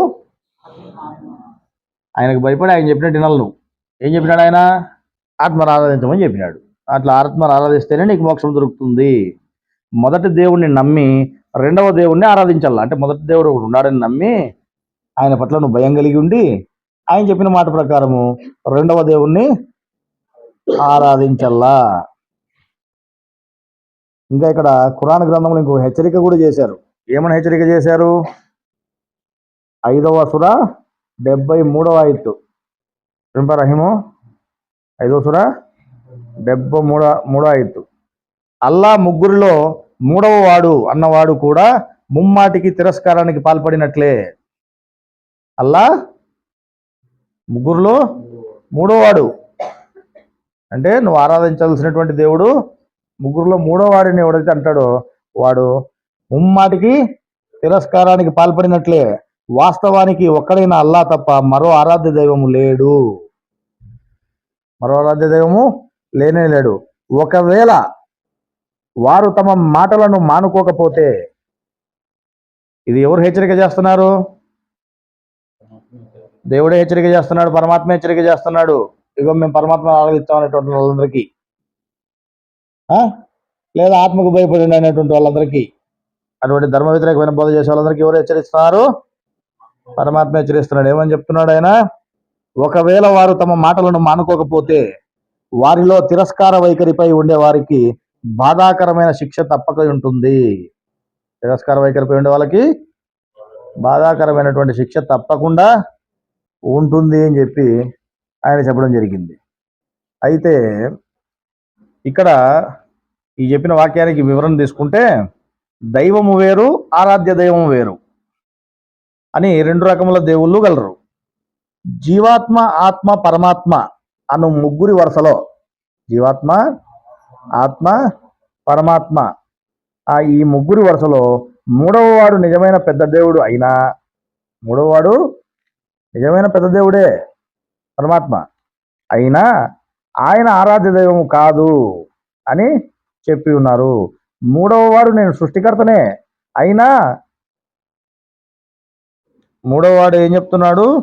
నేను సృష్టికర్తనే అయినా మీకు రెండవ వాడైన ఆత్మే ఆరాధ్య దైవము. ఎవరు చెప్తున్నారు ఈ మాట? మూడవ వాడే చెప్తున్నాడు. మీకు రెండవ వాడైన ఆత్మనే ఆరాధ్య దైవము అని సూరా 3 ఆయత్ 18లోను, సూరా 16 ఆయత్ 51లోను కూడా ఇదే విషయమే చెప్తున్నారు. ఇక్కడ కూడా అదే విషయమే చెప్తూ రెండవ ఆత్మ ఆరాధ్య దైవము అని చెప్పడం జరుగుతూ ఉంది. రెండవ వాడు కాదు, మూడవ వాడు అని అంటే అతడు సత్య తిరస్కారుడు అని చెప్పారు. ఏం చెప్పారు? సత్య తిరస్కారుడు. ఏం చెప్పాడు ఆయన? అల్లా ముగ్గురిలో మూడవ వాడు అని అన్నవాడు ముమ్మాటికి సత్య తిరస్కారానికి పాల్పడినట్లే. మళ్ళీ ఇప్పుడు వీళ్ళంతా పరమాత్మని ఆరాధించాలని చెప్పే వాళ్ళంతా ఏం కావాలి? ఇప్పుడు వీళ్ళు సత్యంలో ఉన్నారా, సత్య తిరస్కారానికి పాల్పడినారా? సత్య తిరస్కారానికి పాల్పడినారు. మేము పరమాత్మనే పట్టుకుంటాం, మాకు పరమాత్మే కనపడుతున్నాడు, మేము పరమాత్మనే దొరికించుకుంటాం, పరమాత్మనే ఆరాధిస్తాం అంటే ఏమవుతుంది? మూడవ వాడే ఆరాధ్య దైవం అంటే ఏమవుతుంది? సత్య తిరస్కారానికి పాల్పడినట్లే అని తెలియచున్నది. మూడవ వాడిని అంటే అతడు సత్య తిరస్కారానికి పాల్పడినట్లే అని చెప్పినారు. అంటే సత్యం ఒప్పుకోని వాడు అని అర్థం. నేడు త్రైత సిద్ధాంతమును తెలిసినవాడు, ఇక్కడ కొద్దిగా బాగా వినల్లా, నేడు త్రైత సిద్ధాంతమును మా ద్వారానే ఇతరులు తెలియచున్నారు. నేడు త్రైత సిద్ధాంతాన్ని ఎవరి ద్వారా తెలిసినారు? గురువు ద్వారానే ఇతరులంతా తెలుసుకున్నారు. కావున మూడవ ఆత్మైన పరమాత్మను ఆరాధ్య దైవము అని ఎవరు చెప్పరు. ఎవరు చెప్పరు? రైతులు. రైత సిద్ధాంతంలో ఉండేటువంటి వాళ్ళు ఎవరు కూడా మూడవ ఆత్మ అయినటువంటి పరమాత్మ ఆరాధ్య దైవము అని ఎవరు చెప్పరు. ఎవరైనా చెప్తున్నారు అంటే వీళ్ళు త్రైతులే కాదు. వీళ్ళు నాలుగో ఆత్మని ఎప్పుడైతే మొదలు పెట్టి శుద్ధాత్మ, ఇంకో ఆత్మ అన్నారు, ఆపొద్దు వీళ్ళు త్రైతులు కాదు అని చెప్పినాం. అర్థమైందా? దారి చెప్పారు. వీళ్ళు త్రైతులు కాదు. త్రైతంలో ఉండే వాళ్ళు ఎవరు కూడా ఆ విధంగా చెప్పరు అని ఎవరు చెప్తున్నారట? గురువే చెప్తున్నాడు. మనసును సృష్టించిన ఆత్మనే ఆరాధ్య దైవముగా చెప్పున్నట్లు మేము ముందే విశదీకరించి చెప్పాము. గురువు ముందే విశదీకరించి చెప్పినాడంట. అందువలన త్రైత సిద్ధాంతములో ఆరాధ్య దైవము రెండవ దేవుడైన ఆత్మేనని, త్రైత సిద్ధాంతంలో ఆరాధ్య దైవం ఎవరు? నువ్వు ఎవరి మీద ఇష్టభావం కలిగి ఉండాలా? ఆత్మ మీద ఇష్టభావం కలిగి ఉండాలా. ఆత్మే నీకు ఆరాధ్య దైవము. త్రైత సిద్ధాంతంలో ఆరాధ్య దైవము రెండవ దేవుడైన ఆత్మేనని త్రైతము తెలిసిన అందరికీ తెలుసు. త్రైతము తెలిసిన అందరికీ తెలుసు. ఈ పొద్దు మీరు పరమాత్మను ఆరాధించాలంటున్నారంటే మీరు త్రైతులే కాదు, మీరు త్రైత సిద్ధాంతమే కాదు అనేది క్లియర్గా తెలియబడిపోతుంది. మీరు ఈరోజు ఆత్మకు భయపడండి అంటున్నారంటే వీళ్ళు కూడా త్రైతులు కాదు. మీరు త్రైతులైతే ఎవరు కూడా గురువు ఏం చెప్తున్నాడు ఇడా? రైతులు ఉన్న వాళ్ళు ఏం చెప్తారని చెప్తున్నాడు? ఆత్మను ఆరాధించమని చెప్తారని చెప్తున్నాడు. ఆత్మ మీద ఇష్టభావం కలిగి ఉండండి అని చెప్తారు ఎవరు? రైతులు. అంతేగాని ఆత్మకు భయపడాలా అని ఎవరు చెప్తారు? వాళ్ళు చెప్పిన వాళ్ళు రైతులు కాని వాళ్ళే ఆత్మకు భయపడాలని చెప్తారు, పరమాత్మను ఆరాధించాలని చెప్పే వాళ్ళు ఉంటారు. ఇక రకరకాలుగా ఎన్నైనా పోతాయి దావులు. అర్థమైందా? గురువు ఏం చెప్పినాడు? మా త్రైత సిద్ధాంతంలో ఆరాధ్య దైవం రెండవ దేవుడైన ఆత్మేనని మేము ఆల్రెడీ విశదీకరించి చెప్పినాము. అందువల్ల త్రైతంలో ఉండే వాళ్ళందరికీ ఆరాధ్య దైవము ఆత్మే అని తెలుసు. అర్థమైందా? అయితే త్రైత సిద్ధాంతము తెలియని వారు దేవుడు ఎవరు, ఆరాధ్య దైవము ఎవరు అని తెలియకపోయి మాట్లాడే వాళ్ళందరూ కూడా దేవుని శిక్ష వారికి తప్పదు. ఆ విధంగా తెలియకుండా మాట్లాడే వాళ్ళకి దేవుని శిక్ష తప్పదు అని ఆయన హెచ్చరించి మరీ చెప్పడం జరిగింది. మరి ఎవరు త్రైతులో, ఎవరు త్రైతులు కాదో, ఎవరు పరమాత్మను ఆరాధిస్తామంటున్నారో, ఎవరు ఆత్మను ఆరాధిస్తామంటున్నారో, ఎవరు పరమాత్మకు భయపడి ఆత్మను ఆరాధన చేయాలంటున్నారో, లేదా ఆత్మకే భయపడి పరమాత్మ మంచోడు పర్వాలేదు అంటున్నారు, అవన్నీ ఎవరికి వాళ్ళు మీరే చూసుకోవాలా. ఇది గురువు చెప్పినటువంటి సారాంశము. అర్థమైందా? దేవుడు ఏ దైవ గ్రంథంలో చెప్పినా కూడా చెప్పినది ఆత్మనే ఆరాధించమని చెప్పినాడు. అర్థమవుతుందా? గురువుగా ఆయన భూమి మీదకి వచ్చేది కూడా పరమాత్మ వచ్చినప్పటికీ ఆయన వచ్చినటువంటిది ఎవరుగా వచ్చినాడు? ఆత్మగానే వచ్చినాడు. శరీరములో ఉన్నటువంటి ఆత్మ కూడా ఈయనే. ఎవరు? భగవంతుడిగా వచ్చినటువంటి ఆత్మే శరీరంలో కూడా ఉన్నాడు. మరి ఇక్కడ పరమాత్మే ఈయన మారవేషంలో ఆత్మగా వచ్చింటే అక్కడ కూడా పరమాత్మే మారవేషంలో శరీరంలో ఆత్మగా ఉన్నాడు. ఆయన మారవేషంలో ఉండేది వాస్తవమే. అయినా ధనికుడే ఈ విధంగా భిక్షగానిగా మేము ముందర ఉన్నా. నువ్వు పట్టుకోవాల్సింది ధనికుడిని కాదు. ధనికుడు పట్టుకుంటే నీకు ధనికుడు దొరకడు. నువ్వు భిక్షగాన్ని పట్టుకుంటేనే ధనికుడు మీకు దొరుకుతాడు. అంటే మీరు ఆత్మని పట్టుకుంటేనే మీకు దొరుకుతాడు. నువ్వు శరీరం లోపలైనా, శరీరం బయట సాకారంగా ఉన్నప్పుడైనా. అర్థమైందా? నువ్వు ఆడైనా నువ్వు ఆత్మనే పట్టుకోవాలా. ఆడ కూడా నీకు ఆత్మగానే దొరుకుతాడు, ఆయన బిచ్చగానే దొరుకుతాడు, ధనికుడుగా దొరకడు. ఎవరు? భగవంతుడిగా వచ్చినప్పుడు కూడా శరీరం లోపలైనా అదే ఆత్మగానే నీకు దొరుకుతాడు. అర్థమైందా? అందువల్ల గురువు సాక్షాత్ పరబ్రహ్మే. కానీ ఎవరు? ఓం ఆత్మ. ఆత్మ నీకు గురువు. ఆ గురువు సాక్షాత్ పరబ్రహ్మే. కానీ నువ్వు తెలుసుకోవాల్సింది ఎవరిని? నువ్వు ఓంనే పట్టుకోవాలి, నువ్వు ఆత్మనే పట్టుకోవాలి. ఆత్మను తెలుసుకుంటేనే నువ్వు పరమాత్మను తెలుసుకోవడానికి అవుతుంది. సరే, మనం ఏం చెప్పుకున్నామని చెప్పు? భగవంతుడిగా వచ్చేటువంటి ఆయన, శరీరంలో ఉన్నటువంటి ఆత్మ, ఇద్దరు ఒకటే. శరీరంలో ఉండేటువంటి ఆత్మే బయట భగవంతుడిగా కూడా ఉంది. సర్వజీవరాశులకు అధిపతి ఆయనే. అర్థమైందా? అంటే ఎవరు? ఆత్మే. భగవంతుడిగా శరీరం ధరించి వస్తా ఉండేది కూడా ఆయనే, ఆత్మే. ఆత్మగానే దేవుడు వస్తున్నాడు అని మనము చెప్పుకోవడం జరిగింది. మనం చెప్పుకోవడమే కాకుండా గ్రంథంలో రాసినటువంటి దానిలో కూడా మనము చదివి వినిపించుకోవడం జరిగింది. గురువు మాటల్లో కూడా కొంత విందాం, ఆయన ఏం చెప్పారు కూడా. రికార్డింగ్ అయితే తిట్టు పెడితే అదే కదా. జ్ఞానం అత్యుత్తమైనటువంటి జ్ఞానము. ఆ జ్ఞానము అన్నిటికంటే ఉత్తమమైన జ్ఞానము. ఇది మనుషులు చెప్పే జ్ఞానం కాదు, నేను చెప్పే జ్ఞానము. ఈ జ్ఞానం మీకు ఎక్కడ లభించదు. మీరు ఎక్కడ లభించండి, లభించదు మీకు. మళ్ళీ ఆ జ్ఞానం మీకు ఎట్లా లభిస్తుంది? నేను చెప్తేనే మీకు లభించేది. నా దయ లేకపోతే మీకు ఏమాత్రం అర్థం కాదు. చెప్పినా కానీ ఒక గంధర్వంలో నువ్వేం చెప్పాలి, చదువుకుంటావు అనుకునేవనుకో. అటువంటి కొంతమంది ఏమైంది భగవద్గీత చెప్పినా మేము చదువుకుంటాము, ఖురాన్ మేము చదువుకుంటాం, మాకేమైనా అర్థం, మాకు అర్థం ఎటువంటి అర్థం చేసుకుంటాము. నువ్వే చెప్పాలనేముంది అని అనుకుంటే, ఒరే నేను లోపల ఉండి నీకు అది బుద్ధి పుట్టిస్తే ఆ బుద్ధికి అర్థమవుతుంది, లేకపోతే అర్థం కాదు అని చెప్పాడు. ఎవరికైనా అర్థమవుతుందా? కాదు. అర్థమైందా? ఎందుకు కాదంటే నేను అనుకుంటేనే మీకు అర్థమయ్యేది. నేను అనుకోకపోతే, అనుకుంటే అర్థమైతే, అనుకుంటే అర్థం కూడా కాకుండా రెండు నా దగ్గర ఉన్నాయి. ఎందుకు వాక్యం రాసి నేను అనుకుంటే నువ్వు అంతటా ఉంటావు, నేను అనుకుంటే నువ్వు ఎక్కడ ఉండేవాడు అక్కడే ఉంటావు. అంతటా ఉంటావు రాసినావు. నేను అనుకుంటే నువ్వు అంతటా ఉంటావు, నేను అనుకుంటే నువ్వు ఎక్కడ ఉండేవాడు అక్కడే ఉంటావు. అంటే ఏ నిజమే, నేను అనుకుంటే అంతటా ఉండేవాడు, నేను అనుకోకుంటే ఎక్కడ ఉండేవాడు అనుకుంటా ఉన్నారు. అనుకోకుంటే రాసి తప్పు రాశారన్నారు, నేను తప్పు రాశాను. అది కరెక్ట్ రాశానంటే అది చూడు, నేను అనుకుంటే అంతటా ఉంటానని రాశారు, కరెక్టే. నేను అనుకోకుంటే నువ్వు ఎక్కడ ఉండేవాడు అనుకుంటా అంటే సరిపోతుంది. అంటే అట్టే చదివిన అనుకుంటేనే అది అర్థం కదా. అలాగే లేదు కరెక్ట్ రాశాడంటే లేదు పొరపాటు పడలేదు వాక్యం. నేనేం పొరపాటు పడలే, బాగా ఎన్నుకుంటూ రాసినాడు.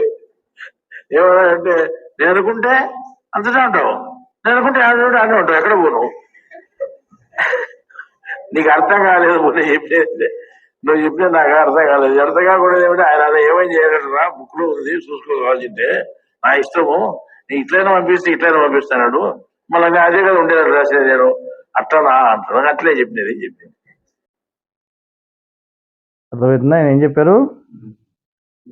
మేము గ్రంథాలు ఉన్నాయి కదా, మేము గ్రంథాల్లో నీకు జ్ఞానం ఉంది కదా, నువ్వు ఆల్రెడీ చెప్పాల్సింది చెప్పినావు, నువ్వు మా ఇష్టం ఎట్టో కూడా మేము తెలుసుకుంటాము, మాకు అర్థమవుతుందంటే అట్లా కుదరదు. నేను అనుకుంటేనే నీకు అర్థమవుతుంది, అది నేను అనుకోకపోతే నీకు అర్థం కాదు. అంటే నువ్వెందుకు, నువ్వు ఇంకా సంబంధం, నువ్వు రాసినావు ఇచ్చినావు ఆల్రెడీ, గ్రంథం అయిపోయింది కదా నీదంటే, లోపల ఉండేది కూడా నేనే, లోపల ఉండేది కూడా భగవంతుడిగా వచ్చినటువంటి ఆయన ఎవరైతే ఈ వాక్యం చెప్పినాడో దైవ గ్రంథాల్లో, ఆయన ఇంకేం చెప్తున్నాడు, లోపల ఉండేది కూడా నేనే. ఆడ నేను ఒప్పుకుంటేనే కదా నీకు అర్థమయ్యేది. అది నువ్వు గ్రంథం నీకు చేతికి ఇచ్చిండొచ్చు, ఆడ లోపల ఒప్పుకోకపోతే ఏమవుతుంది? ఇన్నిసార్లు చెప్పినా కూడా ఆత్మను ఆరాధించమని, మేము ఆ పరమాత్మను ఆరాధిస్తాము అని వాళ్ళు మాట్లాడుతానులే. ఎవరోళ్ళు? సత్య తిరస్కారులు, రైతులు కానటువంటి వాళ్ళు ఏం మాట్లాడుతున్నారు? ఇన్ని చోట్ల ఆత్మను ఆరాధించాలా అని ఆయన అంత క్లియర్గా చెప్తే, లేదు లేదు మేము పరమాత్మను పట్టుకుంటాం డైరెక్ట్గా అంటున్నారంటే వాళ్ళకి అర్థం కాలేదనే కదా. మరి ఎవరు చేశారు అర్థం కాకుండా? ఏ గ్రంథాలే ఆడ కూడా ఉన్నాయి, మేము గ్రంథాధారంతోనే పోతున్నాము అని వాళ్ళు కూడా అనుకుంటున్నారు. కానీ వాళ్ళకి అర్థం కాకుండా చేసినోడు ఎవడు? ఈయన కాదా? ఈయననే కదా ఆడ కూడా ఉన్నాడు. ఈడ భగవంతుడిగా ఉన్నటువంటి ఆయనే ఆత్మగా కూడా ఉన్నాడు.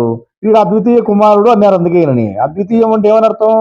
ద్వితీయం కాదు, రెండు కాదు, ఒకటే, ఈ లోపల ఉండేవాడే. అందువల్ల ఏమైంది, మళ్ళీ ఆయన అర్థమయ్యేటట్టుగా చేర్చనే గ్రంథాలు ఆయన రాసి మీకు జ్ఞానం చెప్పినదని అర్థం అయిపోలే. జ్ఞానం చెప్పి ఆయన పోయినాడు, ఆయన పైన అయిపోయింది, ఇక మన పని మనం చూసుకుందాం అనుకునేకి లేదు. ఆయన ఆడికి పోతాడు, ఆయన ఈ లోపలే ఉన్నాడు. ఎక్కడ ఉన్నాడు? ఏ విధంగా ఉన్నాడు? ఆత్మగా ఉన్నాడు. వీళ్ళు అనుకున్నట్టు మళ్ళా ఏదో కేంద్రంలో ఉన్నాడు, ఏదో రహస్య గురువుగా ఉన్నాడు. రహస్య గురువు అంటే ఏదో శుద్ధాత్మ, లేకపోతే ఇంకోటి, లేకపోతే డైరెక్ట్ పరమాత్మే, మేము పరమాత్మనే పట్టుకుంటాం. ఇవన్నీ మిమ్మల్ని మోసం చేసినాడు ఆయన. ఎవరు మోసం చేశారు? మీ శ్రద్ధ సరిగా లేదు కాబట్టి ఆయనే మిమ్మల్ని మోసం చేసి అట్లా రకరకాలుగా అర్థమయ్యేటట్టుగా చేసినాడు. నువ్వు 7వ కేంద్రంలో అయిపోయినా, 8వ కేంద్రంలో అయిపోయినా, నువ్వు ఎన్నో దాంట్లో అయిపోయినా, యాడికి పోయినా నీకు దొరికేవాడు ఎవరు? ఈయనే. యాడికి పోయినా దొరికేవాడు మధ్యలో ఆయనే, మధ్యాత్మే. అది శాసనం. ఆయన ఎప్పుడు నీకు దొరకడు, అది శాసనం. అది అర్థమైందా? నువ్వు శాస్త్రబద్ధంగా తీసుకునే అంతే, ఏది ధర్మబద్ధంగా తీసుకునే అంతే. లేదా వీళ్ళు చెప్పినట్టుగా మేము ధర్మాలతో మాకు పని లేదు, సర్వధర్మాన్ని పరిత్యజ అన్నాడు కాబట్టి మేము ధర్మాలన్నింటినీ వదిలేసి మేము పట్టుకుంటాము అంటున్నారు కదా. నువ్వు ధర్మాలన్నీ వదిలేసి పట్టుకోవాలన్నా దొరికేవాడు ఎవరు? ధర్మాలన్నీ వదిలేసినా కూడా నువ్వు పట్టుకోవాల్సింది ఈయన్నే, దొరికేవాడు ఈయనే, మార్గం ఈయనే నీకు. నువ్వు ధర్మాల ద్వారా పోయినా మార్గం ఆయనే. నువ్వు ధర్మాలన్నీ వదిలేసి నమ్ముకోవన్నా ఎవరు నమ్ముకోవాలా? నువ్వు అటువైపు పోయి లాస్ట్కి మళ్ళీ నమ్ముకోవాల్సింది ఆయన్నే, ఆత్మనే. నీకు ఆడ కూడా దొరికేది ఆయనే. నువ్వు శుద్ధాత్మ అనుకునే ఆయన దొరుకుతాడు, లేదు నువ్వు పరమాత్మ అనుకునే ఆయన దొరుకుతాడు, నువ్వు ఆయన అనుకునే దొరికేది ఈయనే. కానీ నీ విధానం ఏమవుతుంది? దారి తప్పినటువంటి విధానం అవుతుంది. అర్థమైందా? అందువల్ల నీకు ఆరాధ్య దైవం ఎవరు? మనుషులకి ఆరాధ్య దైవం ఆత్మే. నువ్వు పట్టుకోవాల్సిందే ఆత్మనే, నువ్వు ఆరాధించవలసింది ఆత్మనే. అర్థమైందా? మరి ఈ ధర్మాలన్నీ ఎవరివి? ఆ? ఆత్మని తెలుసుకునేటివే ధర్మాలు. కానీ ధర్మాలు పెట్టినోడు ఎవరు? పరమాత్మ. రూల్స్ పెట్టినది ఎవరు? ఫస్ట్ ఏం చేసినాడు ఆయన? ప్రకృతిని సృష్టించినాడు, తర్వాత ఆత్మను సృష్టించినాడు. అర్థమైందా? ఆత్మను సృష్టించిన తర్వాత ఈ ధర్మాలన్నింటినీ సృష్టించినాడు. ఈ ధర్మాలుగా అంటే ఈ మార్గంగా కూడా ఆత్మనే పెట్టినాడు. ఆ ధర్మాల ప్రకారం నడుచుకునేటువంటి విధానం ఆయనకి కూడా పెట్టినాడు. ప్లస్ అదే ధర్మాల ప్రకారం మిమ్మల్ని కూడా నడుచుకోవాలంటే ఆ జ్ఞానం ప్రకారం మీరు కూడా నడుచుకోవాలని చెప్పినాడు. ఆ విధంగా నడుచుకుంటే తెలియబడేవాడు ఎవరు? ఆత్మే తెలియబడతాడు మీకు. మళ్ళీ ఈయనేం తెలియబడు? రూల్స్ పెట్టినాయనేం తెలియబడ్డు. రూల్స్ పెట్టినాయన అంటే ధర్మాలు పెట్టినాయన ఎవరుకున్నాడు? ధర్మాలకు అతీతంగా ఉండిపోయినాడు. వాస్తవంగా ఆత్మకు ధర్మాలు ఉన్నాయా? ధర్మాల ప్రకారము ఆయన నడుచుకుంటాడు, కానీ ధర్మాలు ఈయనవే? ఈయనవి కాదు. కాబట్టి నువ్వు సర్వధర్మాన్ని పరిత్యజ అన్నా కూడా నువ్వు ధర్మాలను వదిలేసి పట్టుకుని ఎవరిని పట్టుకోవాలి? ధర్మాలు లేనివాడినే పట్టుకోవాలా? ఎవడికి లేవు ధర్మాలు? రూల్స్ ఈయనవి కాదు కాబట్టి లేనోడు ఈయనే, మధ్యలో అయినే. నువ్వు పట్టుకోవాల్సింది మధ్యలో వాడినే. ఆడ కూడా దొరికేది నీకు మధ్యలో వాడే. అర్థమైందా? మేము ధర్మాలన్నింటినీ వదిలేసి సర్వధర్మాన్ని పరిత్యజ అన్నాడు కదా అని అదొకటి అడ్డం పెట్టుకొని మేము డైరెక్ట్ పరమాత్మనే పట్టుకుంటామంటే అవన్నీ మీ పప్పులు ఉడకవు అని చెప్పినాడు ఆయన. అర్థమైందా? సరే, మేము చెప్పేదే కాదు, గురువు కూడా ఈ విషయం గురించి కొంత సమాచారం చెప్పారు. అది మేము యూట్యూబ్లో దీన్ని యాడ్ చేసినప్పుడు యాడ్ చేస్తాము. సరే, బహుశా దీంట్లో ఉందేమో కదా, ఎక్కడో ఉంటే అది కూడా మీకు కాస్త వినిపిస్తాం. చూడిపాడు అది.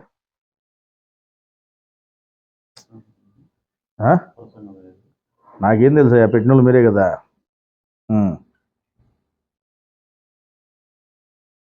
వినండి ఆయన ఏం చెప్తున్నాడు.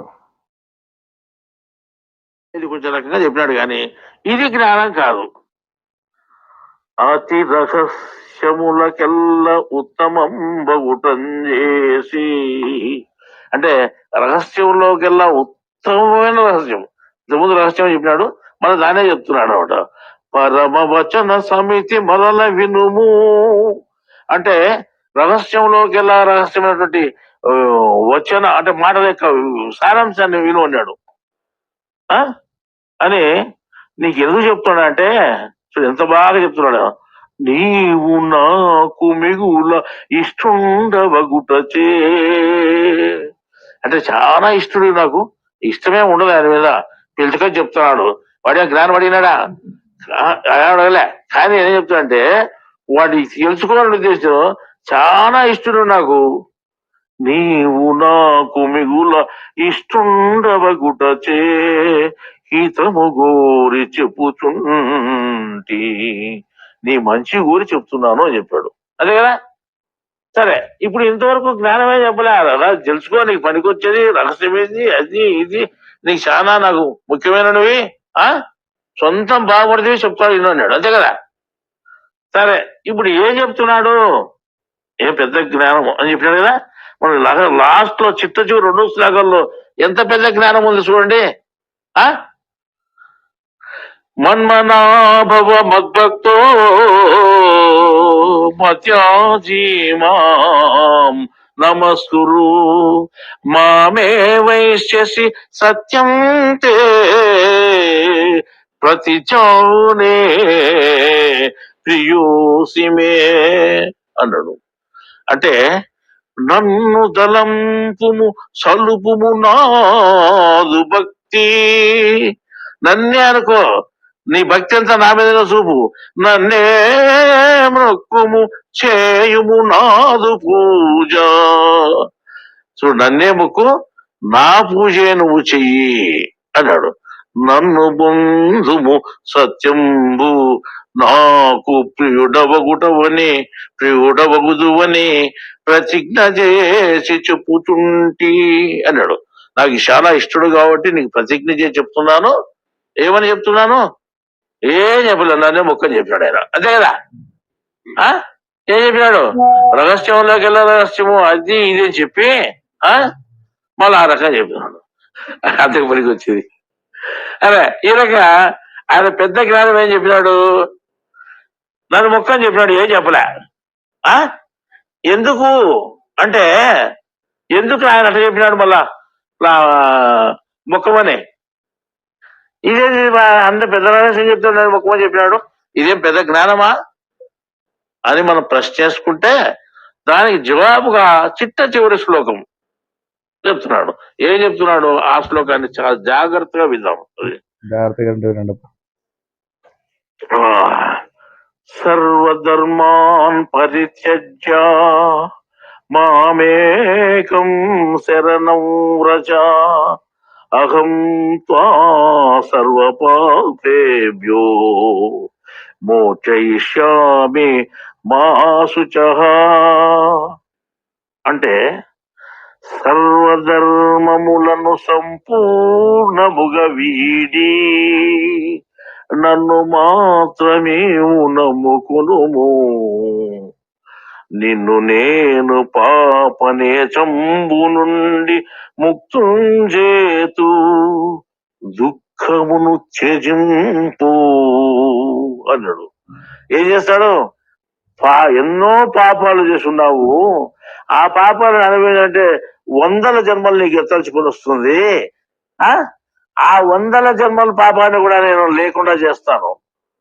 చాలా అన్యాయం కదా ఇది. వాడు 100 జన్మలు సరిపోతే పాపం చేసుకుంటే నేను ఇప్పుడే లేకుండా చేస్తానన్నాడు. ఎందుకు? ఎట్లా చేస్తే? ఏమని? నన్ను సంపూర్ణముగా నన్ను నమ్ముకుంటే, సర్వధర్మములను సంపూర్ణంగా వీడి నన్ను మాత్రము నీవు నమ్ముకుంటే. ఏం చెప్పినాడు? సర్వధర్మములను వీడి నన్ను మాత్రం నమ్ముకుంటే. అదేం సులభమే కదా. మనం అంటే ఎన్ని జన్మలకు సంబంధించిన కర్మైనా లేకుండా చేస్తాను అని చెప్పినాడు. ఇది భగవద్గీతలో చివరి శ్లోకము, అతి రహస్యమైన శ్లోకము, చాలా గొప్ప జ్ఞానంతో ముడుకున్న శ్లోకం. ఇందులో జ్ఞానం ఏముంది అని మీకు ప్రశ్న రావచ్చు. ఇది చాలా సులభంగా ఎవరికి అర్థం కాకుండా పోయిన శ్లోకం ఇది. అంటే ఈ చివరిలో 6 శ్లోకాలు ఎవరికి అర్థం కాలేదు. ఇప్పుడు నేను చెప్పిన 4 శ్లోకాలే. ఏం చెప్తున్నామంటే దేవునికి ఒక నియమం ఉంది, ఆయన కనిపించేవాడు కాదు, పని చేసేవాడు కాదు, ఆయనకు రూపము లేదు, ఆయన చూసేవాడు మాత్రమే, ఏది చేసేవాడు కాదు. జీవునికి ఉంది, వాడు అనుభవించేవాడు మాత్రమే, చేసేవాడు కాదు. అని అనుభవించాల్సిందే, వాడు ఏం చేయలేడు. ఇట్లా వీడు ఓ తూరికి శరీరం తీసుకోవాలా, మళ్ళా తూరి శరీరం విడిచిపెట్టాలా. అంటే ఓ తూరు సాగు మరణాలు లోగునైతుంటాడు ఎవడు జీవుడు. శరీరం ధరిస్తుంటాడు, శరీరం వదులుతుంటాడు. ఈ రకంగా జీవునికి కొన్ని నియమాలు ఉన్నాయి. దేవుడు కూడా ఆ రకంగా తన గీత గీసుకొని కూర్చున్నాడు ఆయన. కానీ రెండింటికి మధ్యలో ఉన్నటువంటి వానికి ధర్మాలు లేవు. మనం తెలుసుకోవాల్సింది ఎవరిని? ధర్మాలు లేని వాడిని. కాబట్టి ఆ ధర్మాలు ఏంటో ఇడిచిపెట్టి, మనం ధర్మాలు అంటున్నాం కదా, ఆ ధర్మాలన్నీ ఇడిచిపెట్టినాడు నమ్ముకో. ఇప్పుడు ఇంతవరకు ధర్మాలు ఆచరించాలా, ధర్మాలు తెలుసుకోవాలా, మాకు ఈ ధర్మం ఉంది, హిందువులకు ఈ ధర్మము, ముస్లింలకు ఆ ధర్మము, పాకిస్తాన్ వాళ్ళకి ఆ ధర్మము, ఇండియా వాళ్ళకి ఈ ధర్మము అంటున్నా కదా. ఈ ధర్మాలు ఏంటో పక్కన కట్టబెట్టు, అప్పుడైతేగా నేను నీకు అర్థం కాను. నీ ధర్మాలన్నీ ఇడిచిపెట్టి నన్ను మాత్రం నువ్వు నమ్ముకో, సంపూర్ణంగా అన్ని ధర్మాలు విడిచిపెట్టు, అప్పుడు నేను నీకు అర్థమవుతా. అప్పుడు నన్ను అన్ని ధర్మాలు విడిచిపెట్టి నన్ను నమ్ముకుంటే ఏమై చేస్తాను నేను? నిన్ను ఎన్ని జన్మల పాపమైనా కానీ లేకుండా చేసి నేను బయటికి వేస్తాను. నువ్వు బాధపడితే పనే లేదు. ఎంత పాపాత్మునమైనా కానీ నిన్ను దాని నుండి బయటికి వేస్తాను అని చెప్పినాడు. ఇదే విషయాన్నే జ్ఞానయోగము 36, 37 శ్లోకంలో ఓ రకంగా చెప్పినాడు అనమాట. ఏం చెప్పినాడు? ఇంతే ఉంది వీడియో. సరే, ఇక్కడ ఏం చెప్పినారు? నువ్వు సర్వధర్మాలను వీడినా సరే నువ్వు పట్టుకోవాల్సింది ఎవరిని? సర్వధర్మాలను వీడి నన్నే నమ్ముకోవాలి. ఎవరిని నమ్ముకోవాలి? నన్నే. పరమాత్మనా? లేదు, నువ్వు పరమాత్మను నమ్ముకోవడానికి లేదు. ఆయన గీత గీసుకుని కూర్చున్నాడు, నాకు ఏది సంబంధం లేదని. నువ్వు మధ్యలో వాడినే. సర్వధర్మాలని వదిలేసి అయినా సరే నువ్వు నమ్ముకోవాల్సింది, నువ్వు పట్టుకోవాల్సింది ఎవరిని? ఆత్మనే పట్టుకోవాలా. మీరు ఎన్ని కారణాలు చెప్పినా ఇట్లాంటివి ఎన్ని చెప్పినా లాస్ట్కు మీరు పోవాల్సింది ఆత్మ ద్వారానే. అర్థమైందా? ప్రతి శరీరంలో కూడా ఆయనే గురువుగా ఉన్నాడు. ఆయనే గురువుగా మీకు జ్ఞానం చెప్పడానికి మళ్ళీ శరీరం ధరించి వస్తున్నాడు. మీరు ఏ విధంగా చూసినా మీరు ఆత్మనే ఆరాధించల్లా. ఆత్మతోనే మీరు ధర్మయుక్తంగా, అంటే ధర్మాల ప్రకారం ఆచరణ చేసైనా మీరు ఆత్మను పట్టుకొని ముందుకు పోవాల్సిందే. లేదా ధర్మాలకు అతీతంగా మీరు ఆయన నమ్ముకునైనా మీరు ముందుకు పోవాల్సిందే. అంటే ఎవరినే ఆయన అంటే ఆత్మనే. మీరు డైరెక్ట్గా పరమాత్మను పట్టుకోవడానికి లేదు.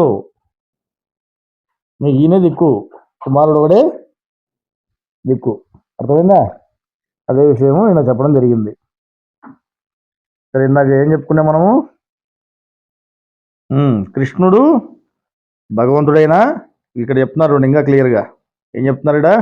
కృష్ణుడు భగవంతుడైనా, అర్జునుడు సాధారణ మనిషి అయినా, ఇద్దరి శరీరంలో మూడు ఆత్మలు ఉండడం సహజం. ఇద్దరి శరీరాల్లో మూడు ఆత్మలు ఉండడం సహజం. భగవంతుడైన కృష్ణుడి శరీరంలో కూడా మూడు ఆత్మలై ఉండగా ఒకే ఆత్మ మూడు ఆత్మలుగా చలామణి అవుతా ఉందంట. ఇక్కడ భగవంతుడి శరీరంలో మధ్యాత్మ ఒక్కటే మూడు ఆత్మల విధులను నిర్వర్తించుతున్నది. మధ్యాత్మ ఒక్కటే మూడు ఆత్మల విధులను, అంటే మూడు ఆత్మల పనులను కూడా నిర్వర్తిస్తూ ఉంది. భగవద్గీతను చెప్పునప్పుడు ఆత్మయే స్వయముగా చెబుతూ, దైవ గ్రంథాలను ఎవరు బోధించినారు? ఆత్మే బోధిస్తూ ఉంది. డైరెక్ట్గా పరమాత్మ బోధించలే. పరమాత్మ వచ్చినా ఏ విధంగా వచ్చినాడు? ఆత్మగానే వచ్చినాడు. బోధించాలనేది కూడా ఆత్మే బోధిస్తూ ఉంది. భగవద్గీత చెప్పినప్పుడు ఆత్మీయ స్వయముగా చెప్పుచు తనను ఒక మారు పరమాత్మగా, మరొక మారు జీవాత్మగా కూడా ఎవరు చెప్పుకుంటున్నారు?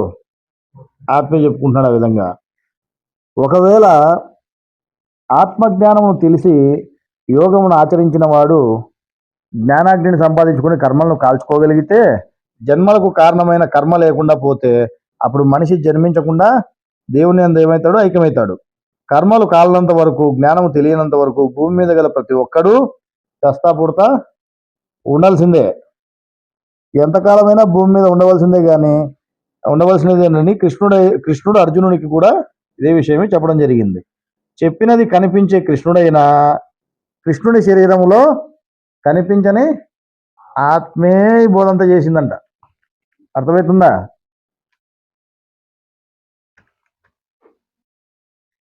ఎప్పుడైనా భూమి మీద ధర్మములకు ముప్పు కలిగి అధర్మములు చెలరేగిపోతే అప్పుడు తన ఆత్మను భగవంతునిగా పంపి, ఎవరిని పంపుతున్నాడు? భగవంతునిగా. తన ఆత్మను ఆయనగానే ఉంటాడు. ఆయన అనుకున్నా ఆయన ఎట్లున్నట్టే ఉన్నాడు. ఆయన లేకుండా పోయి ఈయనగా రాలే. ఆయనగానే ఉంటూ తన ఆత్మను భగవంతునిగా పంపి ధర్మములను నెలకొల్పును. అప్పుడు కూడా ప్రత్యేకముగా తన ప్రతినిధిని తయారు చేయడం వల్ల ఆయన పని చేయనట్లే అవుతుంది. సృష్టి తర్వాత దేవుని స్థానంలో దేవుడు లేకుండా పోవడం వల్ల దేవునిగా ఆత్మే పని చేయొచ్చు, దేవుడు ఉన్నట్లే అందరూ నమ్మిస్తా ఉందంట. అర్థమవుతుందా? దేవుని పాత్రను పోషించు ఆత్మ ఏ పనిని చేసినా అటు జీవుని మీదనో లేకపోతే ఇటు దేవుని మీదనో, దేవుడు చేశాడనో దేవుని మీదనో చెప్తాదంట. ఇక్కడ దీనికి ఖురాన్ గ్రంథంలో 15వ సూర 28వ ఆయత్తు, 15వ సూర 28, 29 ఈ ఆయతులు ఏం చెప్పారు?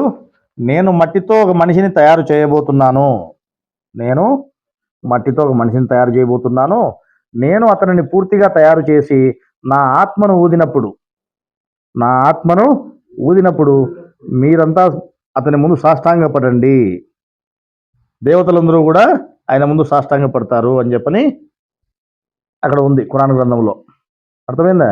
ఇక్కడ గమనించవలసిన పని ఏమనగా, దేవుడు తన ఆత్మను మనిషి బొమ్మలోనికి, అంటే మనిషి శరీరంలోనికి ఊదినప్పుడు అందులో దేవుని ఆత్మ చేరింది కానీ దేవుడు చేరలేదు. అర్థమవుతుందా? ఎవరు చేరినారు? దేవుని ఆత్మను ఊదినాడని చెప్పినాడు ఆయన. అంటే దేవుని ఆత్మ చేరింది కానీ దేవుడు చేరలే. ఆయన ఎట్టున్నాడు అట్టే ఉన్నాడు. అర్థమైందా? దేవుని కార్యములను మనిషిగా ఉండి చేయు దేవుని ఆత్మను భగవంతుడు అని చెప్పని మనము అంటున్నాము. మనిషి శరీరంలో ఉండే ఆత్మ, భగవంతుని శరీరంలో ఉండే ఆత్మ రెండు ఒక్కటే. అర్థమవుతుంది ఏనా సరిడా? మనిషి శరీరంలో ఉండే ఆత్మ, భగవంతుని శరీరంలో ఉండేటువంటి ఆత్మ రెండు ఒక్కటే. అయితే భగవంతుని శరీరంలో ఉండే ఆత్మ మనుషుల కర్మలకు సంబంధించిన పనిని చేయదు. భగవంతుని శరీరంలో ఉండేటువంటి ఆత్మ ఏం పని పెట్టుకుని వచ్చినాడు? ఆయన ధర్మ సంస్థాపన మాత్రమే, ధర్మాలు తెలియజేయడం మాత్రమే. మనుషుల కర్మలను బట్టి వీళ్ళకి తీర్పు తీర్చే పని అంతా కూడా శరీరం లోపల ఉన్నటువంటి ఆత్మగా చేస్తున్నాడు ఆయన. మనుషులకు జ్ఞానము తెలియజేయటకు భగవంతుని ఆత్మ వచ్చింది. మనిషి శరీరంలో భగవంతుని శరీరంలో గల రెండు ఆత్మలు ఒక్కటే అయినా వాటి పనులు వేరువేరుగా ఉన్నాయి. అర్థమవుతుందా? మనిషి శరీరంలో భగవంతుని శరీరంలో ఉండేటువంటి ఆత్మ ఒకటే, కానీ పనులు వేరువేరు. మనిషి శరీరంలోని ఆత్మ కర్మ ప్రకారమే జీవుని నడిపిస్తుంది. భగవంతుని శరీరంలోని ఆత్మ దేవుని ధర్మాలు మాత్రమే తెలియజేస్తుంది.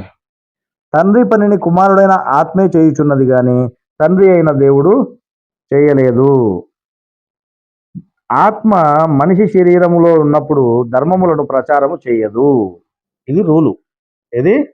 ఆత్మ మనిషి శరీరంలో ఉంటే ఏమవుతుంది? జీవుడు ఉంటాడు కాబట్టి ఆ జీవుడి భావానికి తగ్గట్టుగానే పని చేయాలనేటువంటిది ఇక్కడ నియమము. నియమం అంటే రూలు. రూల్ అంటే ధర్మము. ఆ ధర్మం ఎవరు పెట్టారు? ధర్మం ఎవరిది? ధర్మం ఆయింది, ఈయనది కాదు. కానీ ఈయన ఆ ధర్మం ప్రకారం ఉంటున్నాడు. అంత మాత్రాన ఈయన ధర్మాలు ఉన్నాయా? ఈయనకు ధర్మాలు లేవు, కానీ ధర్మాలు ఉండేవాడు కూడా అవుతాడు. ఈయన అంటే ధర్మాల ప్రకారం నడుచుకునేవాడు కాబట్టి, ధర్మయుక్తంగా ఉండేవాడు కాబట్టి ఈయనకి యమధర్మ అనే పేరు వచ్చింది. ధర్మం ప్రకారం నడుచుకునేవాడు కాబట్టి ధర్మాలు ఉన్నాయని చెప్పొచ్చు. కానీ ధర్మాలు ఈయనవే అంటే ధర్మాలు ఈయనవి కాదు, ఈయనకు సంబంధం రూల్స్ పెట్టినోడు ఇంకొక ఆయన కాబట్టి ఈయన ధర్మాలు లేని వాడని కూడా చెప్పొచ్చు. వాస్తవంగా చూసుకుంటే ధర్మాలను ఎవరివి? పరమాత్మవి. ఆయన దగ్గర చేరుకోవడానికే ధర్మాలన్నీ, ఈయనవి కాదు. అది ఆత్మ మనిషి శరీరంలో ఉన్నప్పుడు ధర్మములను ప్రచారం చేయదు. అప్పుడు మనిషి భావమును బట్టి, వాని కర్మను బట్టి అధర్మాలు కూడా బోధిస్తుందంట అవసరమైతే. అంటే ఈ జీవుడు ఉన్నాడు కదా, ఈ జీవుని భావాన్ని బట్టి మాత్రమే నడుచుకుంటుంది. ఇది మనిషి శరీరంలో ఉన్నప్పుడు ఆత్మ. ప్రత్యేకముగా భగవంతునిగా వచ్చినప్పుడు మాత్రము ఎవరు? ఇదే ఆత్మే. ఆత్మే ప్రత్యేకంగా భగవంతునిగా వచ్చినప్పుడు మాత్రము ఆత్మ ధర్మ సంస్థాపన చేస్తుంది. కానీ మనిషిలో ఉన్నప్పుడు ఆత్మ పని చేయదు. ఆత్మ ఉన్నంత వరకు దేవుడు పనిచేయడు. ఎవరు? ఆ పెద్ద దేవుడు పనిచేయడు. ఎందుకంటే ఆయన చేయాల్సిన పని అంతా ఈయనకు అప్పచెప్పినాడు.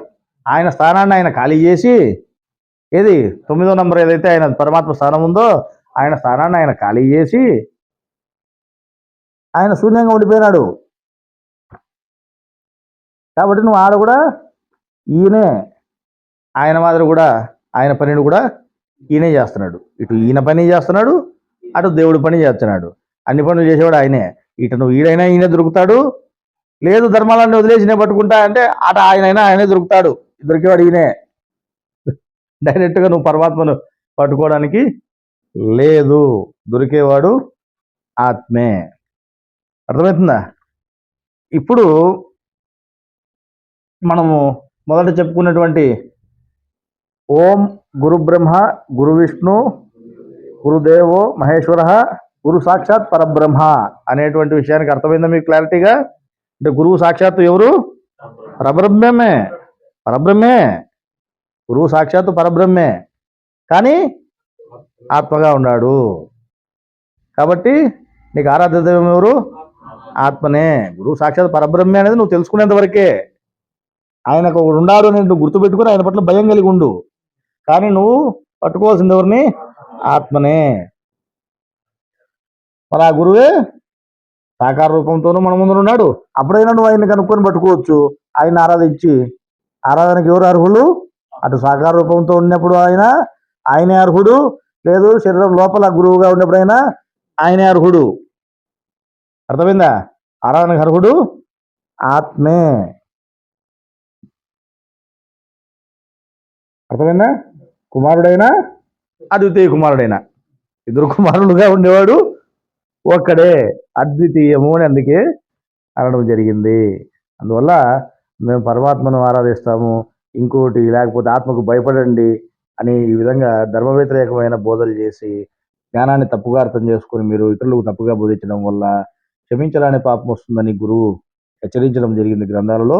అందువల్ల ప్రతి ఒక్కరు జాగ్రత్తగా ఉండాలని, దేవుడి విధానంలో ఆత్మనే మీరు ఆరాధించాలని, ఆత్మనే మీరు వేడుకొని సరైన దారిలో మిమ్మల్ని పంపమని వేడుకుంటే ఆయన మీకు సరైన దారి చూపిస్తాడని చెప్పని మరొకసారి మీకు తెలియజేస్తూ, ఈరోజు గురు పౌర్ణమి సందర్భంగా గురువు గురించి ఈ రహస్యాలని మనము మాట్లాడుకోవడం జరిగింది. ఈ రహస్యమైన విషయాలే కదా ఇవి. గురువే శరీరంలో ఆత్మగా కూడా ఉండేది ఆయన ఇద్దరు ఒక్కరే, కానీ ఆయన చేసే పని వేరు, ఈయన చేసే పని వేరు. ఈ విషయాలన్నీ కూడా ఆల్రెడీ గ్రంథంలో ఉన్నటువంటి విషయాలనే మళ్ళీ మనం చెప్పుకోవడం జరిగింది. ఇప్పుడు ఫైనల్గా ఒక మాట మేము క్వశ్చన్ అడుగుతాను మిమ్మల్ని. రహస్య గురువు ఎవరు?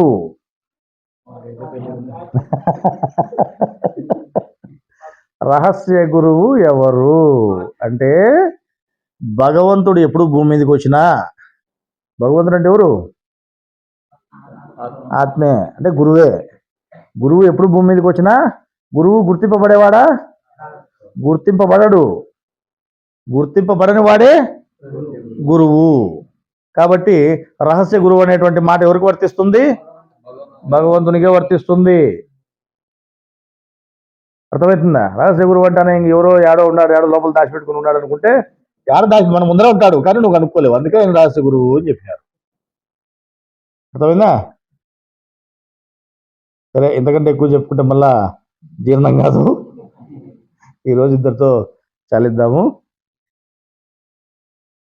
తండ్రిని వేడుకుంటూ ఈ జ్ఞాన విషయాలకు అందరికీ అర్థం కావాలని చెప్పని కోరుకుంటూ, అందరూ మీరు ఆ విధంగా శ్రద్ధగా జ్ఞానంలో ముందుకు పోవాలి అని కోరుకుంటున్నాం. మంచిది, నమస్కారం.